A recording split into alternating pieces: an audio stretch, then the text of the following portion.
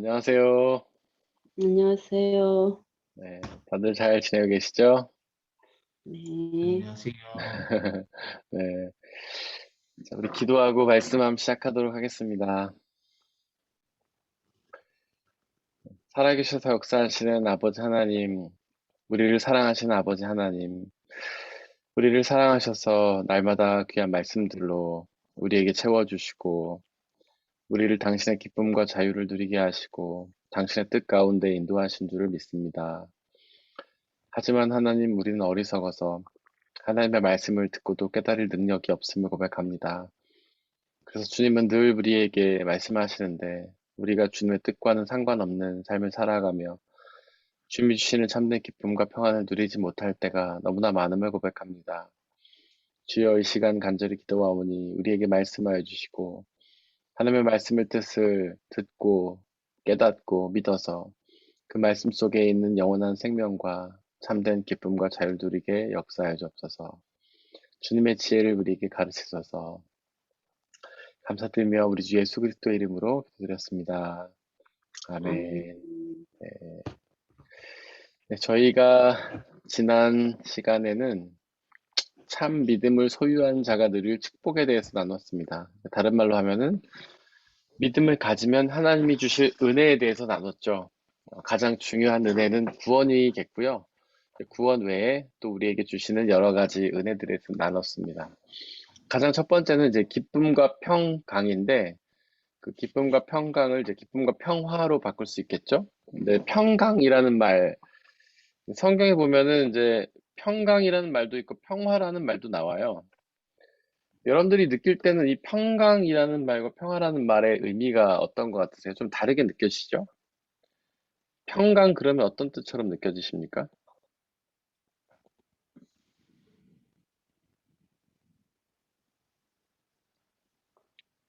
이건 지난 시간에 제가 얘기하지 않은 거예요. 그냥 여러분들에게 느낌을 묻는 겁니다. 평강, 평화가 좀 느낌이 다르게 다가오잖아요.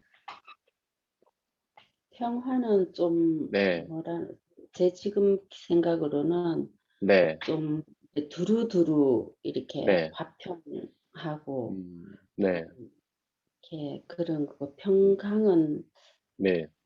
평강은 좀 음. 더 강하게 네, 강자가 좀 들어가 더 있으니까 강하게 느껴지죠. 맞습니다, 원사님. 강하게 평화를 주시나?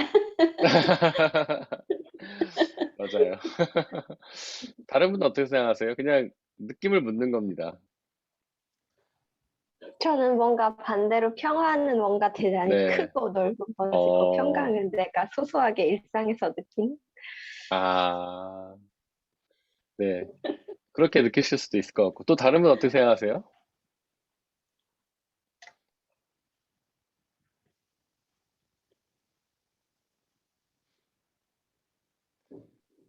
우리 한 번씩 다 선생님, 얘기해 저는 봤으면 좋겠어요. 네. 늦게 들어와서 질문을 못 아, 들었습니다. 질문 못 들으셨구나. 질문이 뭐냐면, 이제 지난 시간에 저희가 그 믿음을 소유한 자가 누릴 축복에 대해서 나눴는데 그 중에 기쁨과 평강을 누린다 이런 말을 이제 나눴어요. 근데 그 말씀에 보면 평화라고 되어 있고 질문은 이제 평강이라고 되어 있는데 평강과 평화가 뭐가 다른 건지 그냥 이제 뭐 정의 말고 여러분 사전적 의미 말고 그냥 여러분들이 느끼는 느낌이 어떤 건지를 제가 여쭤봤습니다. 그래서 권사님은 평화는 좀 이렇게 그 두루 주변적인 것과 어떤 싸움이 없이 평화로운 거라고 말씀하셨고, 평강은 좀 더 강한 평화라고 연사님 말씀하셨고, 그, 하나자매님은 오히려 반대로 평화라는 것은 좀 더 이렇게 그 우주적인, 그 주변에 있는 나라들과 좀 더 평화를 이루는 것이고, 평강은 좀 개인적이고 소소한 것이라고 말씀을 이제 하셨습니다. 그래서 다른 분들 개인적인 생각을 여쭙는 거예요. 이게 정답을 묻는 게 아니고 혹시 여러분들이 느낄 때 평강과 평화가 어떻게 다르게 느껴지는지 한번 여쭤보고 있었습니다. 네. 집사님 어떻게 생각하십니까? 아, 네. 어렵네요. 그거에 대해서 한 네. 번도 생각을 해본 적이 없는 것 같아요. 아, 네, 그래요? 사이에들. 근데 저도 네, 왠지 네, 평화하면은 네, 하라자매님 같은 생각, 그런 느낌이 네, 약간 들고, 네, 평강은, 네, 근데 확실한 거는 세상 네. 사람들 사이에서는 평강 단어 안 쓰지 않나요? 그쵸. 교회 외에서는 별로 네, 들어본 적이 없죠, 우리는. 네, 그거밖에 모르겠네. 네. 다른 분 어떻게 생각해요? 예찬영재님 어떻게 생각하십니까?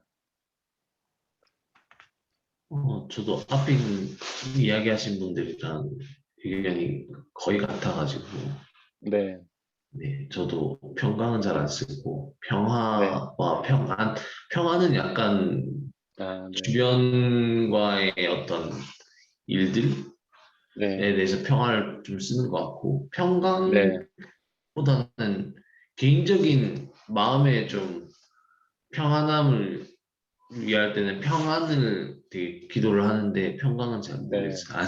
잘 안 네, 써가지고. 네. 지금 예찬영재님이 또 새로운 단어를 하나 말씀하셨는데, 평안이라는 단어를 사용하셨습니다. 맞습니다. 이 세 단어가 평안, 평강, 평화가 비슷하면서 뭔가 뉘앙스적으로 좀 다른 것 같은 느낌을 주는 단어들이죠. 지금 문 집사님도 말씀하실 수 있는 상황이신가요? 네, 그렇습니다. 네, 어떻게 생각하십니까, 집사님? 음, 그게 어렵네요. 어렵죠. 그냥 뉘앙스, 이렇게 느끼시는 느낌만 말씀하셔도 됩니다. 어, 다 비슷한 것 같은데, 평강은 네, 저도 잘 안 썼던 것 같고, 근데 네, 평안 같은 경우는 그냥 네, 뭔가 이렇게 내면적인 네, 안정이나 고요함이나 음, 약간 음, 그런 걸 얘기하는 것 같고, 네, 평화는 뭐 이렇게 정말 뭐 겉으로 이렇게 드러나는 것 같은 느낌? 네, 저는 네, 약간 그런 느낌이 있습니다. 예. 제가 이거를 이렇게 여쭤본 이유가 뭐냐면, 어, 일단은 제가 답을 말씀드리자면, 이 평안과 평화와 평강. 그러니까 우리가 느끼는 건 여러분들이 말씀하시는 게 거의 이제 저랑 비슷한 것 같아요. 평화 그러면 어떤 나라 사이의 평화라든지 뭐 우주적인 평화 이렇게 좀 거국적인 걸 생각한다면 평안이나 평강은 주로 내면에 어떤 불안이나 두려움이 없이 고요한 상태 이런 거를 주로 뜻하는 말로 쓰이죠. 그래서 찬양의 가사들도 보면 주님의 평안이 나에게 임한다. 그래서 어떤 두려움이 없는 상태를 주로 그러니까 내면의 어떤 다툼이나 분쟁이나 불안이 없이 평안한 상태. 그거를 이제 의미를 하는 것 같아요. 우리가 느낌상으로는. 근데 이제 이 세 개로 번역된 헬라어 원어는 하나예요, 하나.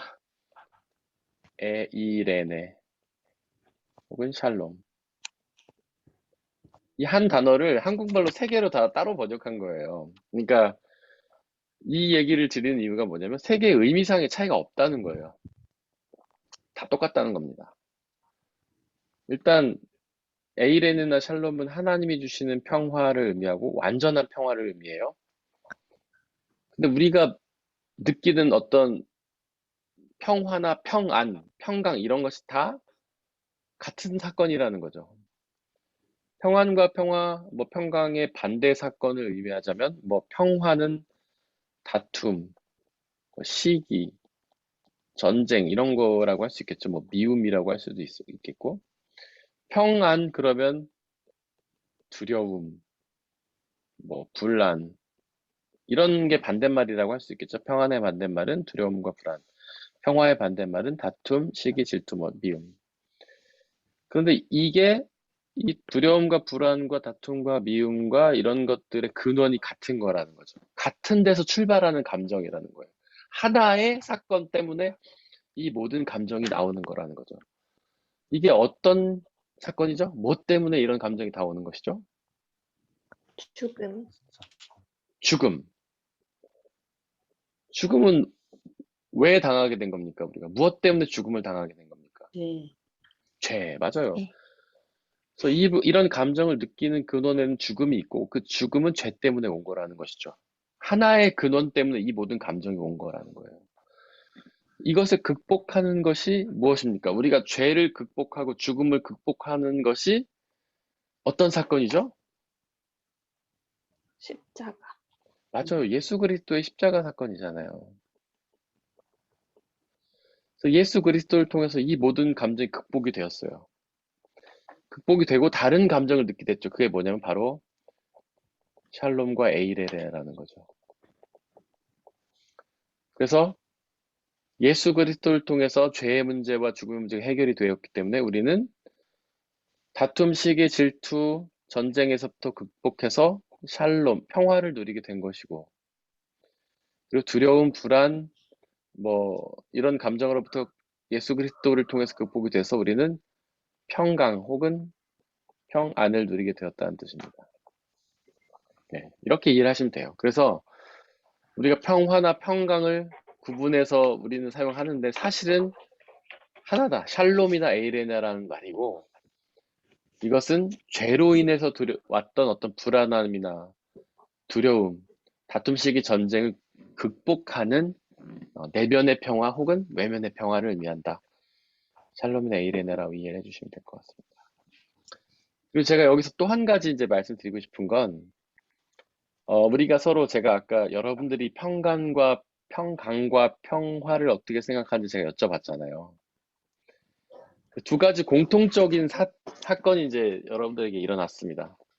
공통적인 현상이 일어났죠. 첫 번째는 정의를 잘 모른다는 거예요.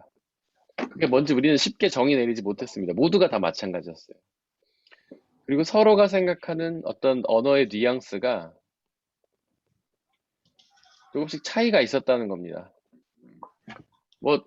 아주 큰 부분에 있어서는 거의 비슷했는데, 그래도 소소한 부분에 있어서 차이가 났어요. 이게 언어의 한계라는 것을 제가 여러분들에게 말씀드리고 싶어서 이거를 설명을 한 거예요. 언어의 한계.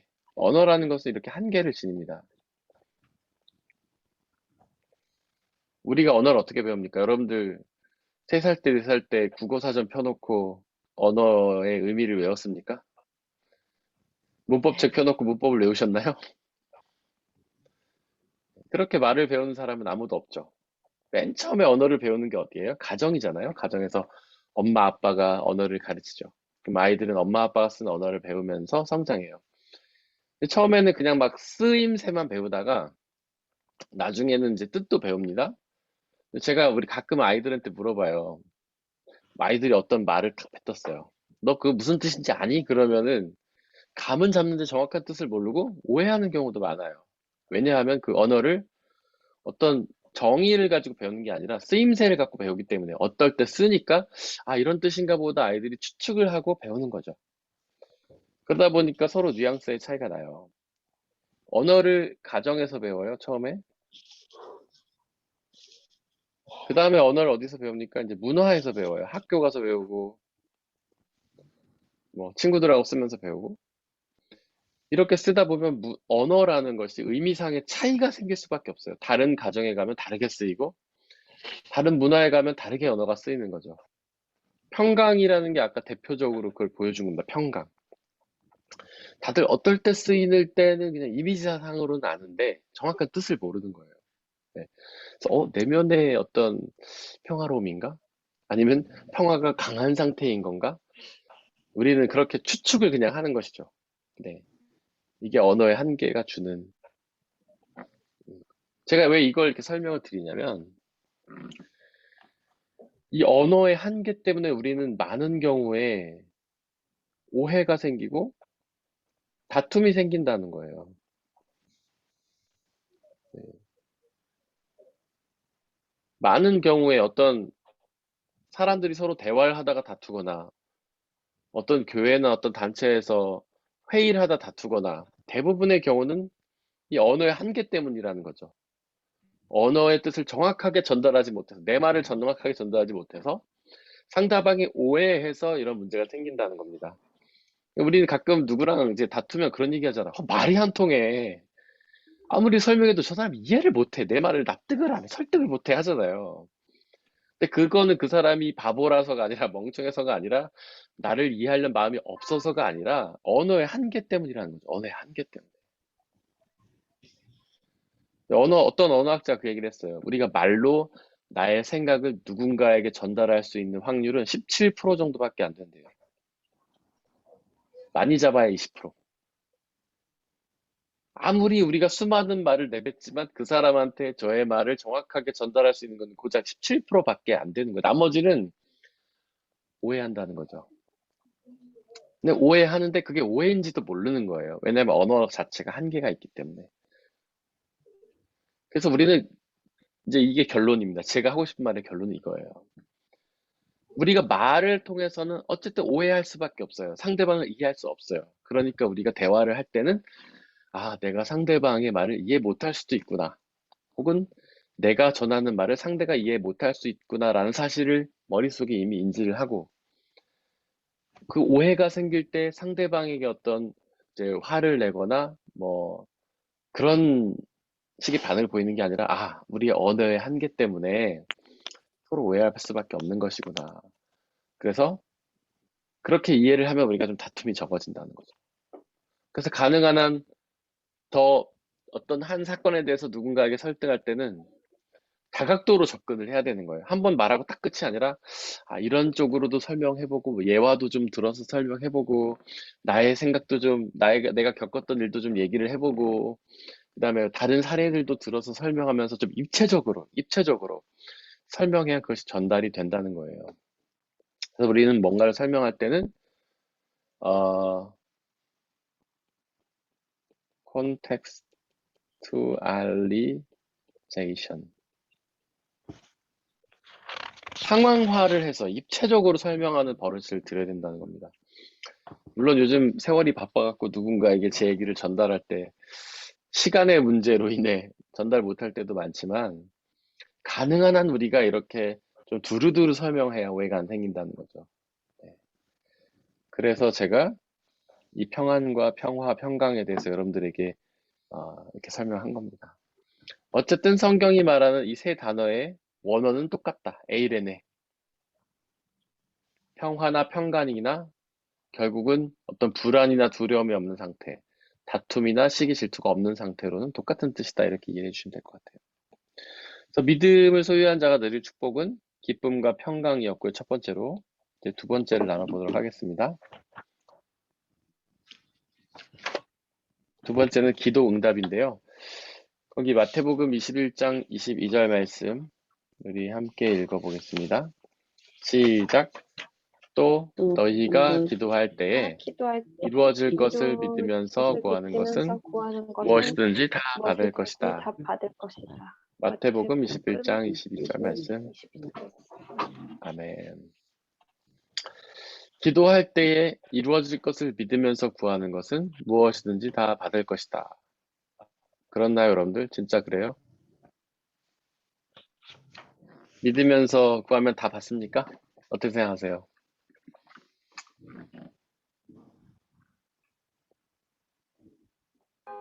아니, 아닌 것 같아요, 것도 저는. 있고 아직 못 네. 받은 것도 있고 네. 그러면 수식의 받은 것도 전전 있고 못 받은 말씀이 네. 네. 그러니까 권사님 말씀은 우리가 믿음으로 구하는 것 중에 받은 것도 있고 못 받은 것도 있지만 결국에 언젠간 다 받을 것이다. 이렇게 생각하시는 거죠, 권사님은? 네. 네. 근데 이제 하나자매님은 아직 못 받은 것도 있고, 뭘 네. 구하느냐에 따라서 다른 것 같아요. 아, 네. 뭘 구하냐에 따라 다른 것 같다. 혹시 좀 더 자세히 설명할 수 있을까요? 그게 어떤 뜻일까요? 어, 네. 음, 음, 하나님이 네. 나한테 필요하다고 하는 건 주고 아닌 건 안 주죠. 네. 네. 그러니까 우리가 구하더라도 우리에게 필요 없는 것은 받지 못할 수도 있다. 이제 이런 뜻인 거죠, 자매님? 네. 근데 네. 그게 내가 네. 필요하고 내가 생각해서 필요한 게 아니라 하나님이 생각해서 네. 필요한 거. 아, 맞습니다. 아주 좋은 이야기 해주셨고요. 조금 이제 설명을 한번 드려보면, 사실 우리가 기도라고 말하는 그것은 크게 두 가지로 나눌 수가 있죠. 우리가 기도라고 이렇게 다 포괄적으로 말하는 그것은 세부적으로 두 가지가 있습니다. 혹시 아시는 분 계시나요? 네. 간구와 기도, 프로슈케라 맞아요. 데메시. 맞아요. 간구와 기도. 기도는 헬라어로 프로슈케고 간구는 데에시스죠.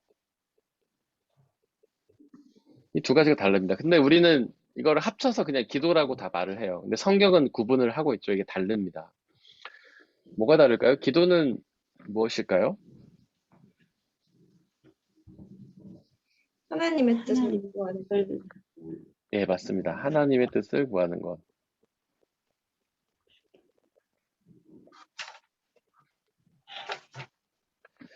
예수님이 말씀하셨죠. 너희는 먼저 그의 나라와 그의 의를 구하라. 하나님의 뜻을 구하는 것은 하나님의 나라와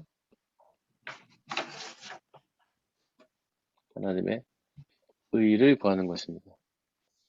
여기서 하나님의 의라는 것은 하나님의 뜻을 뜻하는 게 아니에요. 왜냐면 의하면 우리는 뜻 의자 써갖고 하나님의 의를 구하라는 것은 하나님의 뜻을 구하라는 것이구나 이렇게 생각하는데 여기서 하나님의 의라는 것은 옳을 의자입니다. 옳을 의. 하나님의 옳은 것을 구하라는 것이죠. 그 성경이 말하는 의 이거는 성경이 말하는 의는 디카이오스네라는 말이에요. 성경이 말하는 의, 하나님의 의가 뭔지 혹시 제가 설명드린 적 있는데 기억하시는 분 계신가요? 하나님의 의라는 말, 디카이오스네. 믿음. 맞아요, 믿음입니다. 역시 권사님 우수 학생이십니다. 우등생. 성경이 말하는 의는 믿음이에요. 그러니까 죄의 반대말이라고 할 수 있어요. 그래서 우리가 기도해야 되는 것은 하나님의 뜻을 구하는 건데 하나님의 뜻은 우리가 하나님의 나라를 구하고 믿음을 구하길 원하신다는 거예요. 그래서 우리는 먼저 하나님의 나라를 구하는 기도를 드려야 돼요. 하나님의 나라가 이 땅에서 시작되었기 때문에 그것이 완성되게 해달라고 기도를 해야 되고 또한 우리의 믿음이 성장해서 그런 하나님의 나라에 들어갈 수 있는 믿음 달라고 기도해야 됩니다. 이게 이제 기도해야 될 제목이에요. 간구는 뭘까요? 간구? 자기 개인적인 어떤 구함. 네, 맞아요. 맞습니다. 개인적인 필요를 구하는 것. 우리의 필요한 거 있잖아요. 뭐 건강을 위해서 기도할 수도 있고 어떤 우리가 보는 시험이나 이런 것들에 좋은 성과나 업적을 위해서 구할 수도 있고 어떤 개인적인 필요, 일용할 양식을 구할 수도 있고 재산을 구할 수도 있고 이런 것들 그런 것을 우리가 간구라고 하죠. 근데 빌립보서에 보면 우리한테 뭐라고 명령하냐면 기도와 간구로 하라라고 이야기합니다. 우선순위가 있다는 것이죠. 기도를 먼저 하고 간구를 하라는 거예요. 예수님도 너희는 먼저 하나님의 나라와 의를 구하라 하셨잖아요. 그래서 우리가 기도와 간구 중에 먼저 해야 될 것은 기도입니다. 우리가 하나님 앞에 개인적인 필요를 간구하기보다는 먼저 하나님의 뜻을 구해야 되는 거예요. 이건 우선순위의 문제이기도 하고요. 그리고 두 번째로는 간구할 때는 기도의 틀 안에서 해야 된다는 뜻이에요. 우리가 개인적인 필요를 간구할 때는 하나님의 뜻 가운데에서 하나님의 나라와 우리가 믿음에 필요한 것들을 간구해야 된다는 겁니다. 그러면 우리가 구하는 것을 무엇이든지 다 받을 수 있는 것이죠. 근데 하나님이 이제 그 말씀하시죠. 마태복음 6장인가요? 제 기억 6장인데 구하라 그러면 너희에게 주실 것이요 찾으라 그러면 찾을 것이요 두드리라 그러면 열릴 것이니 하나님께서 구하는 자에게 뭘 주신다고 하셨습니까?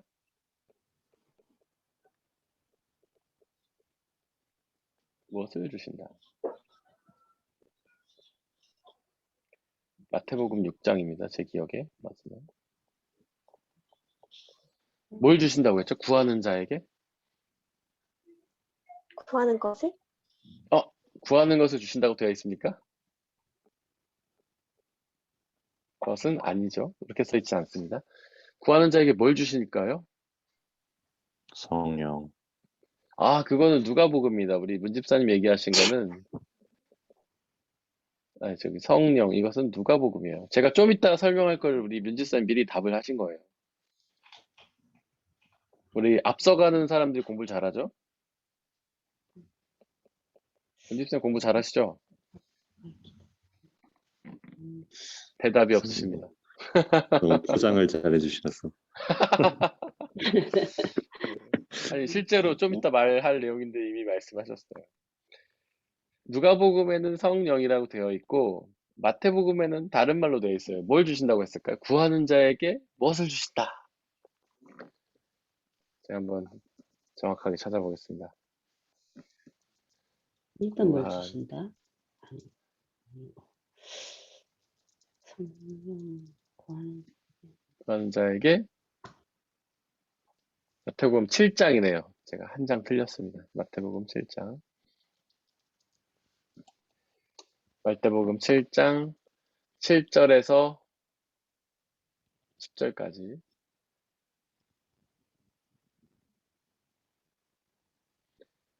구하는 자에게 아시는 분 없으세요? 되게 생각보다 쉬운 건데. 혹시 복 아닐까요? 복음이요?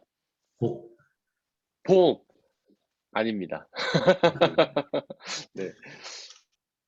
자, 일단 복도 아니고 구하는 것도 아니고 복도 아닙니다. 구하는 자에게 무엇을 주신다. 이거 이제 명사가 아니고 사실은 형용사 더한 더하기. 것. 더한 것이요? 네. 아닙니다, 집사님. 네? 누가 또 괜히 말씀하셨어요? 말했다. 아니에요, 아니에요. 사람 누구나 넉넉 틀릴 수 있죠. 어떤 거요, 권사님? 넉넉히 주신다. 넉넉히도 아닙니다. 이게 넉넉히도 아니고. 여러분들 틀릴 수 있습니다. 틀리는 게 오답이 정답으로 가는 길이에요. 제가 이제 여러분들 제가 이거 말씀해 주시면 아마 평생 잊어버리지 않으실 겁니다. 이 답에 대해서. 이제 웬만한 거 다 나왔는데 뭘까요? 구하는 것, 복도 아니고 더한 것도 아니고 넉넉히도 아니고. 약간 좋은 말이네. 오기가 생기는 것 같은데. 아, 예, 꼭 맞춰주세요. 그러게. 제가 몇 글자인가요? 막 이래. 세 글자입니다, 세 글자. 구하는 자에게 이렇게 이런 식으로 되어 있어요. 형용사 플러스 이렇게. 더한 것도 비슷해요. 더한 것. 뭐뭐 한 것이에요. 뭐 답이 뭐뭐 한 것. 아니, 뭐뭐 뭐뭐 것.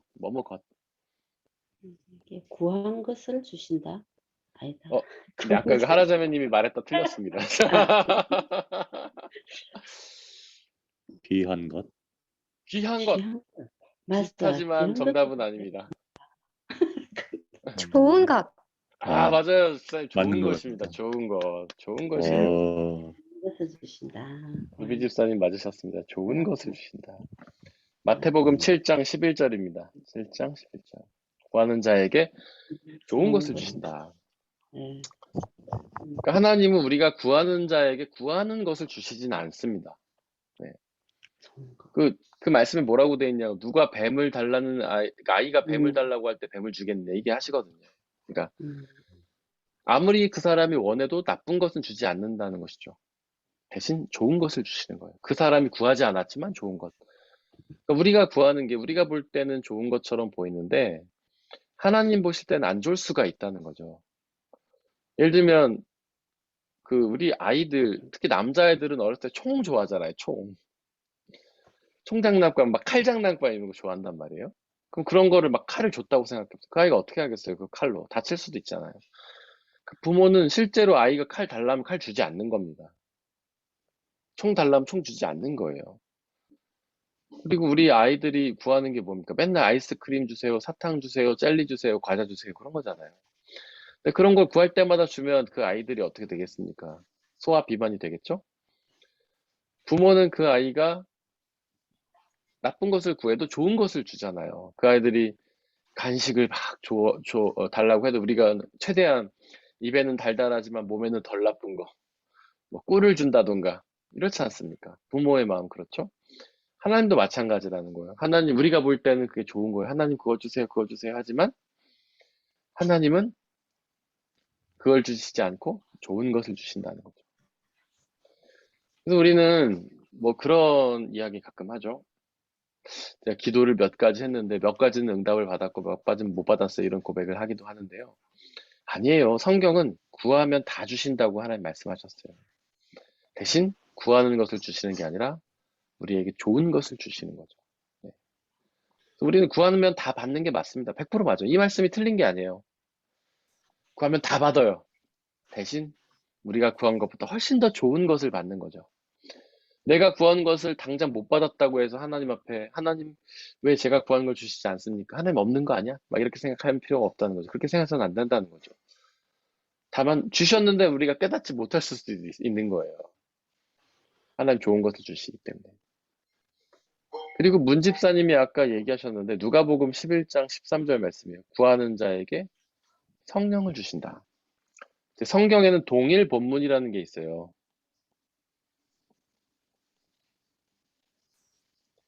이게 복음서에만 있는 거거든요. 동일 본문이라는 게. 어떤 거냐면 복음서는 마태, 마가, 누가, 요한복음, 사복음서가 있잖아요. 그 복음서라는 것은 예수님의 역사입니다. 예수님의 일생을 기록해 놓은 책들이에요. 예수님의 말씀을 기록해 놓은 것이고. 근데 같은 사건인데도 조금씩 다르게 기록이 돼 있어요. 성경이라는 걸 보면. 예수님의 같은 사건인데 세부적으로 좀 차이가 나거나 말이 차이가 나거나 그런 경우가 있어요. 어떤 분들은 어떻게 복음서, 성경이 예수님에 대한 기록인데 서로 차이가 날 수도 있냐 막 이러면서 시험에 드는 분도 계신데 성경이라는 게 여러분들 기록이 됐을 때 어떻게 된 거냐면 누군가에게 갑자기 밤에 성령님이 나타나서 야 내가 말하는 대로 쳐 불러 나 써 이렇게 해서 막 기계적으로 쓴 거 그런 게 아니에요. 어떤 감동을 주셨고 그 감동이 그 사람이라는 도구를 통해서 써진 거죠. 그래서 같은 사건을 두고 그 사람마다 기록이 조금씩 다르게 기록이 돼 있어요. 마태, 마가, 누가, 요한. 그 사람 자체도 다르잖아요. 그 사람이 살았던 동네도 다르고, 그 사람이 살아온 어린 시절도 다르고, 심지어 언어도 조금씩 달라요. 그렇기 때문에 이들이 예수님에 대해서 똑같은 기록을 경험했지만, 기록의 방식이 좀 다른 거예요. 강조점이 다르기도 하고. 그래서 사복음서가 차이가 나는 겁니다. 이걸 우리가 동일 본문이라고 해요. 그 동일 본문에 보면, 그러니까 아까 제가 말씀드린 구하는 자에게 좋은 것을 주신다라고 마태복음 7장 11절에 기록이 되어 있는데 이것을 똑같은 거를 누가복음 11장 17절에 기록하고 있는데 거기서는 구하는 자에게 성령을 주신다라고 되어 있어요. 이게 서로 다른 뜻일까요? 구하는 자에게 좋은 것을 주신다는 말과 구하는 자에게 성령을 주신다는 말이 다른 뜻일까요? 아니요. 같은 뜻이죠. 왜 같은 뜻이라고 생각하십니까? 좋은 거는 네, 내가 좋은 게 아니라 어차피 하나님이 좋은 거 주는 거고 네, 하나님의 뜻을 구하는 거는 나는 못하는 거니까 성령님이 네. 알아서 해주겠죠. 맞아요. 네, 그런 차원이기도 하죠. 내가 미처 알지 못하는 것까지도 성령님이 구해서 받게 하시는 거. 그 말씀 있잖아요. 성령은 말할 수 없는 탄식을 우리를 위해 친히 간구하신다. 성령이 우리의 기도를 해주시는 거예요. 근데 내가 기도할 때는 저희는 너무 어리석고 우둔하기 때문에 하나님의 뜻을 구하지도 못하고 나에게 정말 필요한 게 뭔지도 모르는 거예요. 우리 어린아이들 뭐 예주 예언이가 자기한테 필요한 게 뭔지 알겠습니까? 용돈을 주면 그냥 과자나 사 먹고 아이스크림 사 먹고 그러는 거죠. 근데 부모가 볼 땐 알잖아요. 아, 얘한테 필요한 것은 책이구나. 뭐 이런 거. 우리는 우리가 뭐가 필요한지 몰라요. 대신 성령님께서 우리에게 필요한 게 뭔지 아시기 때문에 성령께서 우리를 대신해 기도해 주시는 거죠. 아, 우리 최하라 자매에게는 뭐가 필요합니다. 하면 최하라 자매는 이걸 구하고 있는데 제가 볼 때는 이게 필요해요 하고 대신 구해 주시는 거죠. 그리고 그리고 그런 차원도 있고, 내가 네, 구하지 못하는 것도 주는 거. 나는 네, 내 이성이나 상상의 틀에 있는데 그 인간의 네. 한계로 벗어나는 거를 주는 것 같아요. 나는 모르지만 네, 나는 상상도 못했지만 그 네, 이상의 것을 주는 것 같아요. 맞습니다. 우리는 우리의 수준밖에 구할 수가 없어요. 그건 어쩔 수 없는 한계예요. 우리는 우리가 수준 넘어서는 거를 구할 수 없어요. 우리 예주 예언이가 20살 때 필요한 걸 지금 구할 수 있겠습니까? 걔네는 그냥 그 나이 때 필요한 것만 구하는 거예요. 그러니까 아이스크림 사달라고 하고 BTS 좋아하고 BTS 굿즈 사달라고 그런 거 아니겠어요? 근데 20살쯤 되면은 필요한 것을 우리는 모르지만 하나님은 아시니까 대신 강구해 주신다는 거죠. 우리의 생각의 차원을 넘어서는 것들을 하나님은 채워주실 수 있다는 거예요. 그래서 성령님이 대신 강구해 주시는 것이고, 그리고 성령님 자체가 가장 좋은 거라는 거죠. 우리에게 가장 필요한 거, 우리가 기도하는 그 모든 것들 중에서 가장 좋은 것은 바로 성령님이라는 겁니다. 그분이 좋은 이유는 우리 안에 오셔서 그분은 하나님이시니까 하나님이 우리 안에 오시니까 가장 좋은 거죠. 그리고 그분은 우리 안에서 구원을 이루시니까 가장 좋은 거죠. 그리고 그분은 우리를 당신의 뜻 가운데로 이끌어 가시니까 가장 좋은 것이고, 그리고 성령은 평화와 자유와 기쁨의 근원이니까 우리 가운데 그런 평화와 자유와 기쁨을 주시는 거니까 가장 좋은 것이죠. 그래서 이 말씀은 곧 기도하면 성령을 주신다. 이렇게 이해하시면 될 것 같아요. 여기 좀 요약해드리면 그렇습니다. 우리가 믿음으로 구하는 것들은 다 받습니다. 다만 우리가 구하는 대로가 아닌 하나님 보시기에 좋은 걸로 우리에게 채워주십니다. 그리고 가장 좋은 것은 성령이십니다. 성령이 가장 좋은 이유는 그분이 하나님이셔서 우리의 구원을 이루시고 우리의 기쁨과 평화를 주시기 때문이기도 하고, 또한 그분은 우리의 차원을 넘어서는 것들을 우리에게 구해서 받게 해주시기 때문에 성령이 가장 좋은 것이죠. 혹시 여기와 관련해서 질문이 있으실까요?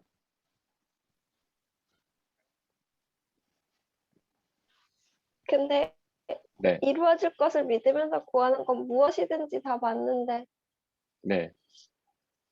아니잖아. 무엇이든지. 그러니까 이제 하나님이 주고 무엇이든지 다 받는데 이 무엇이든지라는 게 내가 구하는 것이 아니라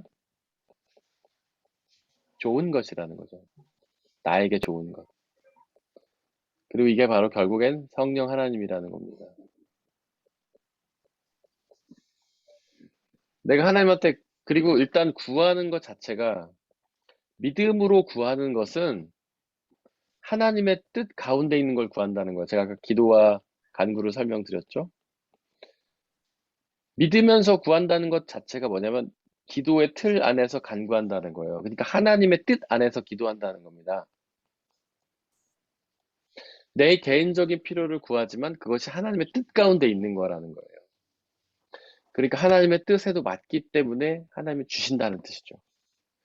이 말씀 그렇게 이해하시면 돼요. 근데 우리가 믿음으로 구하지 않는 것, 그건 뭐냐면 하나님의 뜻 밖에 있는 것들이에요. 그런 것들은 구해도 받지 못하죠. 하나님, 제가 전 세계에서 제일 부자가 되게 해주세요. 전 세계에서 제일 유명하게 해주세요. 전 세계에서 제일 주식 부자가 되게 해주세요. 이런 것들은 하나님의 뜻 가운데 있는 게, 뜻 가운데 있을 수도 있지만 아닐 수도 있잖아요. 그래서 과연 뭐 하려고 너? 부자 돼서 뭐 하게? 부자 되면 하나님 영광 돌리고 싶어요. 나는 이미 부자라서 돈 가지고 영광 돌 필요 없는데 이렇게 생각할 수도 있잖아요. 그러니까 하나님의 뜻 가운데 믿으면서 구한다는 것 자체가 하나님의 뜻 가운데서 구한다는 것이고, 그런 사람은 다 받는 것이죠. 그리고 이렇게 받을 때에 구하는 것을 받는 게 아니라 가장 좋은 것을 주시고, 그것이 성령 하나님이라는 것이죠. 그래서 우리가 기도할 때는 반드시 성령의 충만함을 받게 된다는 겁니다.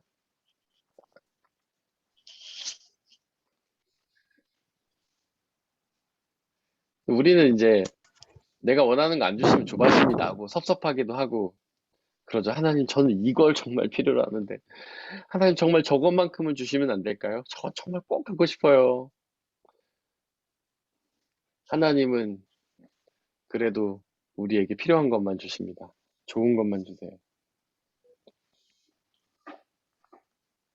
근데 목사님, 그래서 네, 기도가 네, 되게 알면 알수록 네, 어려워지는 것 같아서 네, 가끔은 네, 뭐를 구해야 되지? 라고 네, 생각되거나 네, 이거를 구해도 되나? 이렇게 네, 묻게 되고 네, 더 그걸 뭐라 그러지? 더 음, 주의하게 되는 거라고 할까? 네, 근데 음, 제 저의 그 짧은 지혜와 믿음으로는 이게 하나님 뜻인지 제 네, 뜻인지를 되게 명확하게 구분하기가 어렵기 때문에 그렇잖아요. 네, 근데 또 결국은 그 마음의 감동이나 꿈을 주신 것도 하나님이 아닌가? 그래서 기도하게 하시나 이렇게 네, 생각이 들 때도 있고 네, 어쩔 때는 정말 제가 그거를 정말 진짜 네, 원할 수도 있잖아요. 네, 뭐 제 꿈에 관련된 거거나.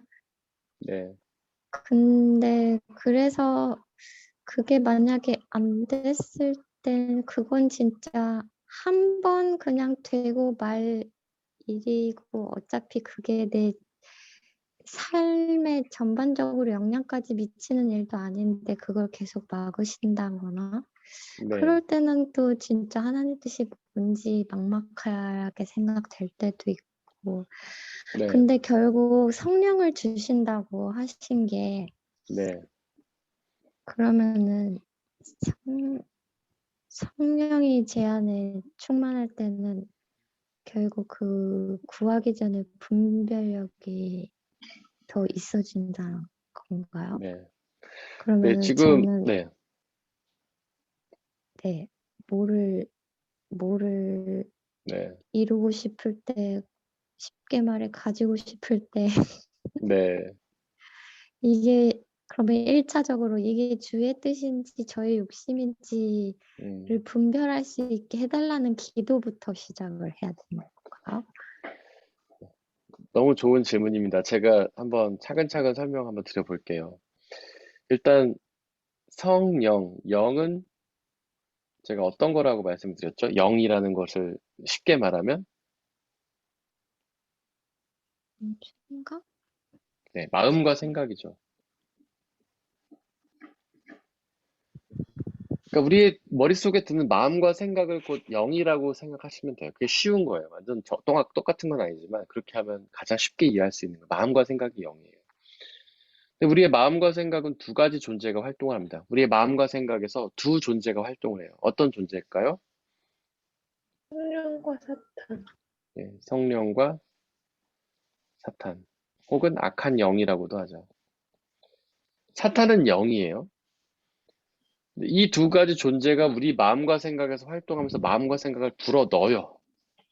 그래서 우리의 마음과 생각은 사탄과 성령이 생각을 집어 넣는 곳이에요. 거기에는 내 생각이 아닙니다.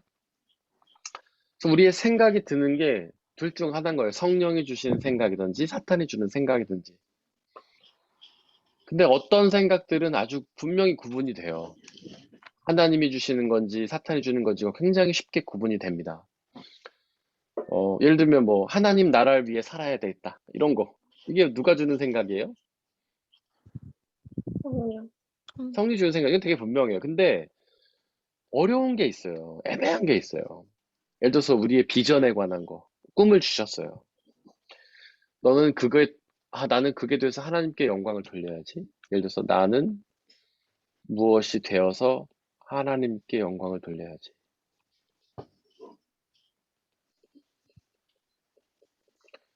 이건 어렵다는 거예요. 판단이.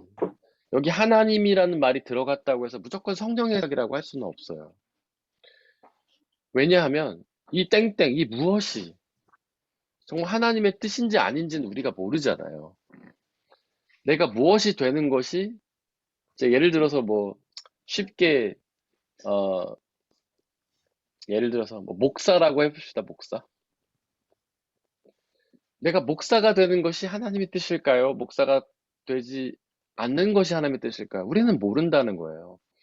비록 목사라는 게 하나님의 일인 것이고 하나님께 영광 돌린다는 말이 되게 좋은 표현일 수는 있지만 그렇지 않을 수도 있다는 거죠.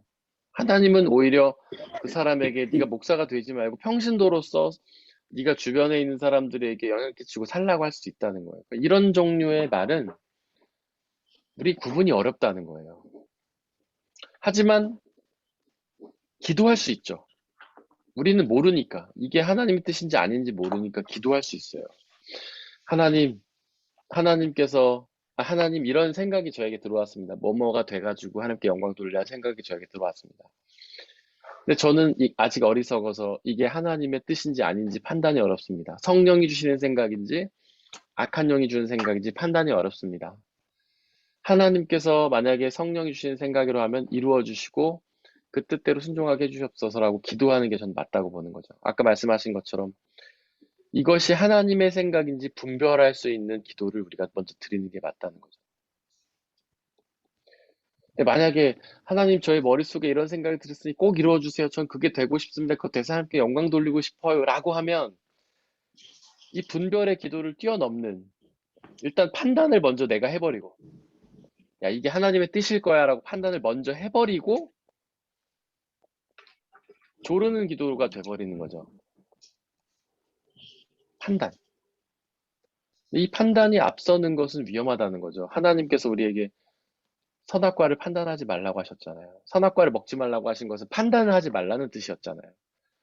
그래서 우리 멋대로 이거는 내가 되고 싶은 꿈이기도 하고 하나님께 영광 돌리는 것이니까 하나님의 뜻일 거야 라고 판단해버리고 조르는 기도를 하면 뭐 그게 죄라는 게 아니라 이대로 응답받지 못할 수도 있다는 거. 이게 이루어지지 않을 수도 있다는 거죠. 왜냐면 하나님 뜻이 아니니까. 그래서 우리는 먼저 분별의 기도를 드려야 하는데 그 은사 중에 영분별의 은사도 있잖아요. 성령의 은사거든요. 분별의 은사. 이건 성령이 하게 하시는 겁니다. 성령이. 그래서 우리가 이 마음속에 든 생각을 가지고 기도하면 성령께서 분별의 은사를 주셔서 분별하게 하신다. 그런 차원으로 우리에게 가장 좋은 것이 성령이다라고 말하는 것일 수도 있다는 거죠. 그래서 우리에게 어떤 생각이 들었을 때 우리 반드시 분별이라는 과정이 필요하다는 겁니다. 분별이 안 될 수도 있어요. 하나님이 이런 기도에 침묵하실 때가 굉장히 많습니다. 저도 마찬가지고요. 뭔가 머릿속에 생각이 들고 그것이 비전인 것 같아서 막 기도를 하는데 아무런 응답이 없을 때도 있어요. 그럼 저는 일단 실행에 옮겨 봅니다.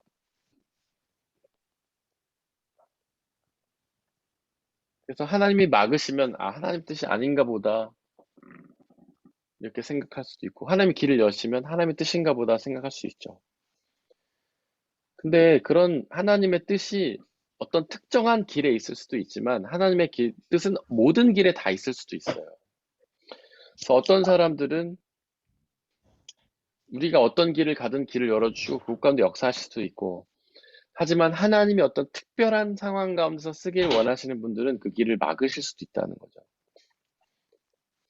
예를 들면 아브라함이나 모세 이런 사람들은 하나님이 아주 특별한 길 가운데로 부르신 사람들이죠.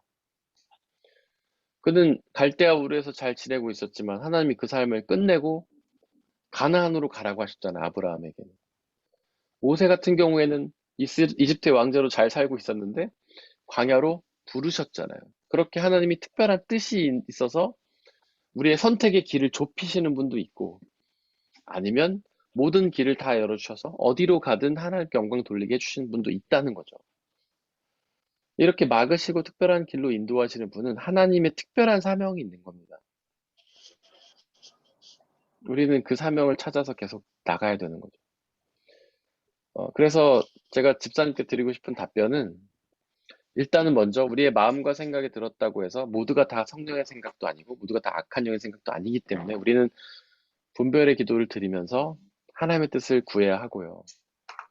그런 기도 후에 우리가 응답이 들리지 않는다면 하나님이 상황을 어떤 정리해 주시지 않는다면 우리는 그 길을 시도해보고 걸어보면서 하나님의 뜻을 알아갈 수밖에 없다. 근데 어떤 이런 분별의 기도를 거치기 전에 판단부터 하는 것은 우리가 하나님의 뜻을 오해할 소지가 굉장히 많다. 저는 이렇게 답변을 드릴 수 있을 것 같습니다. 혹시 또 추가적으로 궁금하신 거나 아니면 이해가 안 되시는 부분이 있을까요? 제가 질문이 하나 있는데요. 네, 집사님. 그러면은 그 모든 생각은 네, 그 성령님 아니면 사탄이 주는 약간 이분법적으로 생각하는 게 맞는 건가요? 그러면은 예를 들어서 네, 뭐 네. 개인적으로 정말 세상적으로 뭐가 아까 뭐 목사님 말씀하신 것처럼 목사가 되고 싶다라고 했는데 네, 네, 그걸 하나님이 막으신다면 네, 그럼 그 생각은 네. 그냥 너희트랄 같은 거 경우는 있을 수가 없는 건가요? 그게 사탄이 줬다고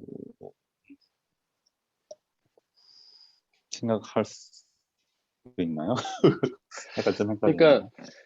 이분법이라는 게 사실은 우리가 경계해야 될 상황이긴 하죠. 그러니까 요즘에는 특히 이분법을 경계하는 시대기도 하고, 근데 이제 성경도 이분법을 경계를 하고는 있습니다. 성경의 근원은 원래는 이분법이 아니에요. 성경은 이원론을 얘기해요. 하나님 한 분. 모든 근원은 하나님밖에 없습니다. 심지어 사탄이라는 존재가 우리를 유혹하고 넘어뜨리려고 하지만 심지어 사탄이라는 존재도 하나님의 허락하에서만 움직일 수가 있어요. 욥기에 보면 사탄이 욥을 유혹할 때 하나님의 허락을 받잖아요. 그걸 봤을 때는 이 세상의 유일한 근원은 하나님이에요. 근데 그 하나님이라는 근원 안에서 두 가지 힘이 작용하고 있을 뿐이야. 성령은 하나님의 역사를 이루는데 사탄은 하나님을 반대하는 일을 하죠. 근데 결국 이 두 개가 합을 이루어서 하나님의 뜻을 이루어가는 겁니다. 이게 성경의 가르침이에요. 그래서 우리가 머릿속에 어떤 생각이 들었어요. 근데 이 생각이 하나님의 뜻일 수도 있고 아닐 수도 있는데 만약에 우리를 유혹해서 넘어뜨리려고 한 사탄의 생각일 수도 있는데 결국 그것 또한 하나님의 허락 안에서 나온 하나님의 생각이라는 게 그게 성경의 가르침이에요. 근데 되게 웃기죠? 저도 그 부분 참 어려운데 하나님의 뜻인데 그러니까 하나님의 뜻이 아니에요. 사탄의 생각이에요. 우리를 넘어뜨리려고 하는 사탄의 생각이에요. 그런데 그것조차도 하나님의 허락이 없이는 일어나지 않는다는 것이죠. 그래서 결국에는 우리는 사탄에게 쓰임을 받거나 성령에게 쓰임을 받아요. 결국에 어떻게 쓰임을 받든지 그 모든 것이 합력해서 하나님의 뜻을 이루는 데 도움이 됩니다. 그런데 사탄에게 쓰임 받은 사람들은 어쨌든 저주를 당하게 돼 있어요. 예를 들면 가룟 유다 같은 케이스가 그런 거죠. 그는 사탄의 유혹에 넘어가 사탄의 쓰임을 받았어요. 그런데 사탄의 유혹조차도 하나님의 허락이 없이는 이루어지지 않는 거기 때문에 어쩌면 가룟 유다의 타락마저도 하나님의 허락하에서 이루어진 일이에요. 근데 결국 그는 부정적인 측면으로 쓰임을 받았고 하나님께 저주를 받게 되는 것이죠. 네. 그래서 성경은 이론론을 말해요. 이론론은 아닙니다. 하지만 기왕이면 우리는 사탄의 도구가 아니라 하나님의 도구로 쓰임을 받아야 되는 거죠. 이게 어려운 부분이긴 합니다, 집사님. 난제라고 할 수 있죠.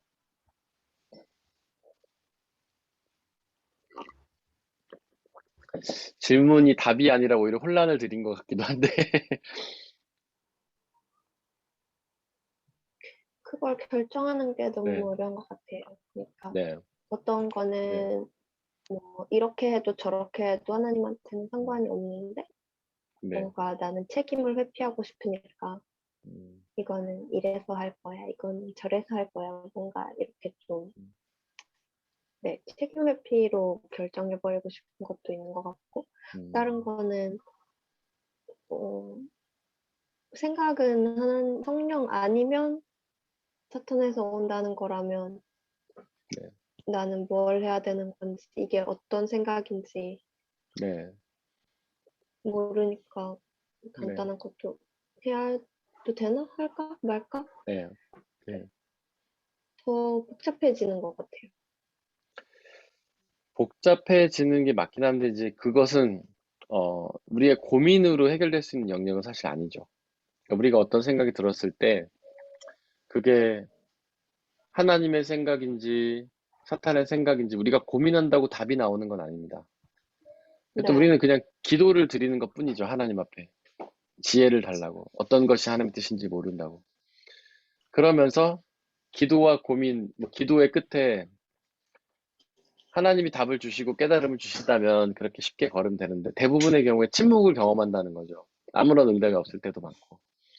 그럴 때는 우리 앞에 놓여지는 선택지들을 저는 한 걸음씩 가보는 게 필요하다고 생각합니다.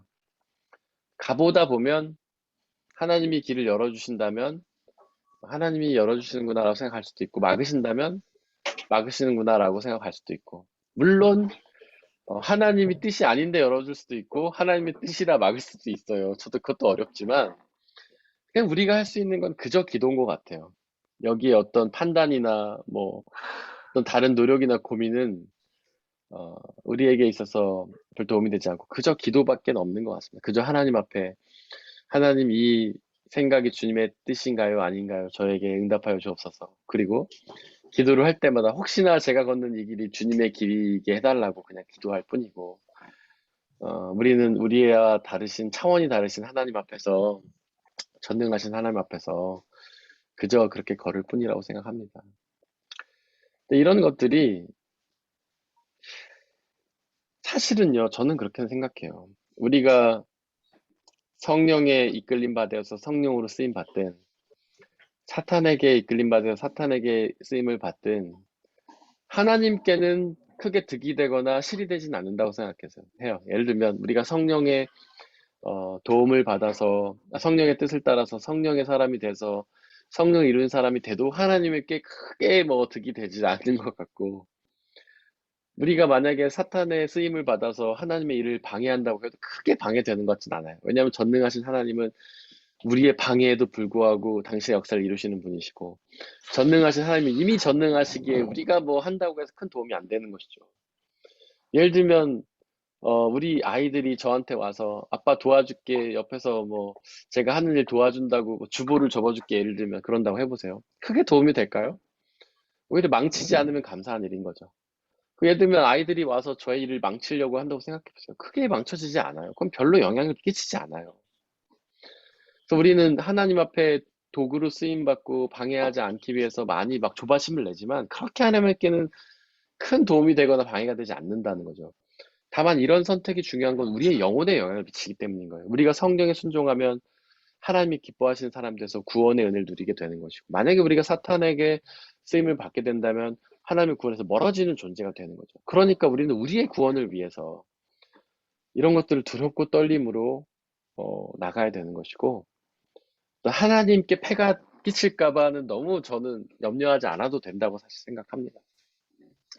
그래서 우리가 이 모든 분별의 기도를 드리고 하나님 앞에 순종하며 나가야 되는 이유는 바로 우리의 영혼 때문이죠. 내가 구원을 얻고 하나님의 평화와 자유를 누리고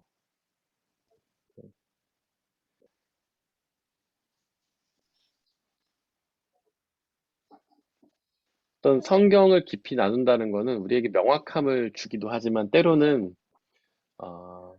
어떤 어두운 동굴 속으로 인도할 때도 있어요. 왜냐하면 하나님은 신비이기 때문에 그렇습니다. 우리가 하나님을 완전히 알 수 없잖아요. 다만 어떤 분이라고 추측할 뿐이지. 그분을 알 수 없기 때문에 이런 깊이 있는 공부가 때로는 우리를 더욱 어두운 곳으로 인도할 수도 있습니다. 하지만 그런 것들조차도 우리 영혼에 도움이 되는 거예요. 우리가 아무런 고민 없이 그냥 이렇게 세상을 살아간다면 하나님에 대해서 더 잘 알 수도 없고 그냥 우리 편의대로 그냥 생각하면서 것이죠. 그런다 이런 깊은 고민을 통해 비록 답은 얻지 못할지라도 우리가 깊은 고민을 통해 하나님을 더욱더 알아간다면 조금이라도 더 하나님을 알아가고 그분이 주신 은혜와 능력을 누릴 수가 있는 것이죠. 그래서 하나님을 알아간다는 건 결국 하나님을 모른다는 것을 알아가는 것이다. 네. 여러분들에게 있는 그 혼란이 결코 나쁜 것은 아닙니다. 네. 혹시 조금 더 이것에 대해서 궁금하셔서 질문해 주시고 싶은 게 있으실까요? 그게 네. 목사님이 말씀하신 것처럼 이게 하나님을 위한 거거나 뭐 네. 교회에 갈까 말까 뭐 이런 식으로 그런 네. 거면은 네. 결정하기가 너무 명확하니까 간단한 것 같은데 네, 이제 살면서 내가 이 공부를 할까 저 공부를 할까 이 네, 사람을 만날까 저 사람을 만날까 네. 만나지 말까 막 이런 거에서는 네, 너무 어려운 것 같아요. 그러니까 목사님 말씀하신 것처럼 내가 네, 이 사람을 만난다고 해서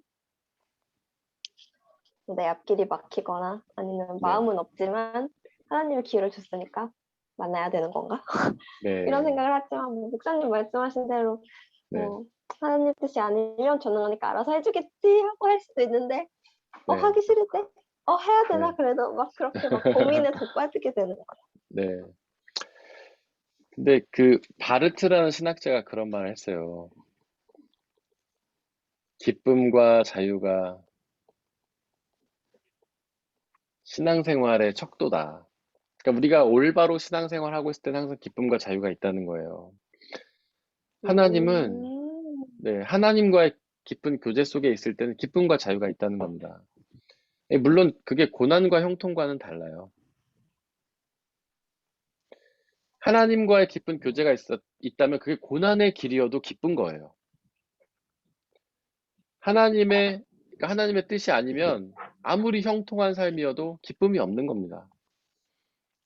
그래서 우리가 뭔가를 결정할 때 그 안에 기쁨과 자유가 없다면 그건 하나님의 길이 아닐 수도 있다는 거죠. 그래서 우리가 하나님의 길이다 아니다를 판단할 수 있는 근거 중에 하나를 기쁨과 자유로 찾아요. 그래서 초대교회 성도들은 그렇게 너무 고난의 좋아요. 길이, 네. 고난의 길이어도 기쁨으로 나아갔던 것이죠. 그러니까 우리의 삶을 볼 때 우리의 판단 기준은 뭐에 있냐면 그게 형통하냐, 고난에 있냐가 되게 많아요.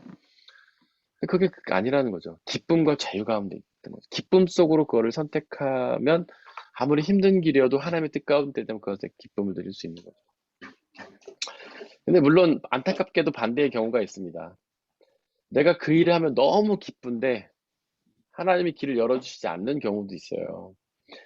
근데 그거는 우리가 뭐 물론 하나님의 뜻이 아니라고 생각할 수도 있겠지만 하나님의 때가 아니라고 생각할 수도 있죠.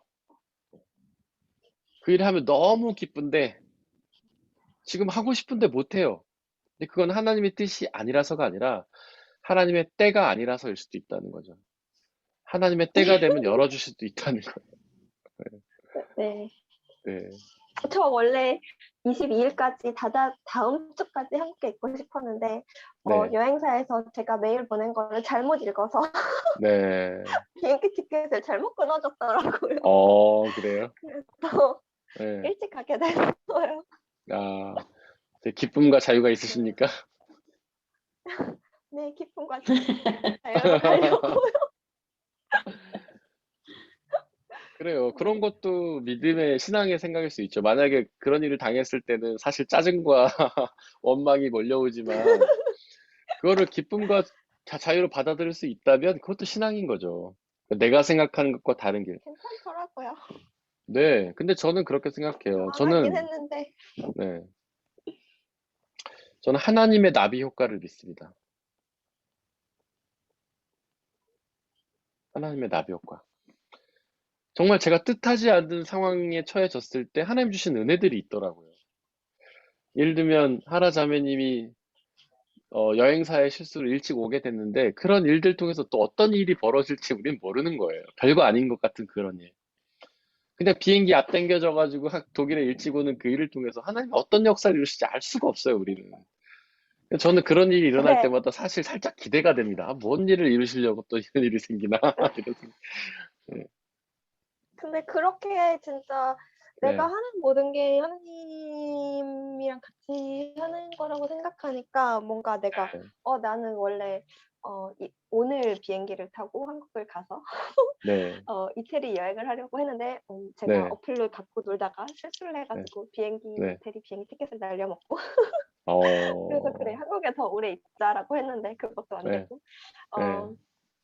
근데 뭐 다 이유가 있어서 그렇게 됐겠죠라고 생각하니까 별로 짜증도 안 네. 나고 네. 마음은 편하더라고요. 맞아요. 하나님의 뜻이 그 가운데 있고 그것을 기쁨으로 받아들일 수 있는 것이 자매님의 귀한 신앙이라고 생각해요. 하나님은 그렇게 우리가 생각하는 별것 아닌 것 같은 일들을 통해서 당신의 뜻을 이루십니다. 네. 많이 경험했습니다, 저는. 혹시 또 이것과 관련해서 궁금하신 게 있으실까요?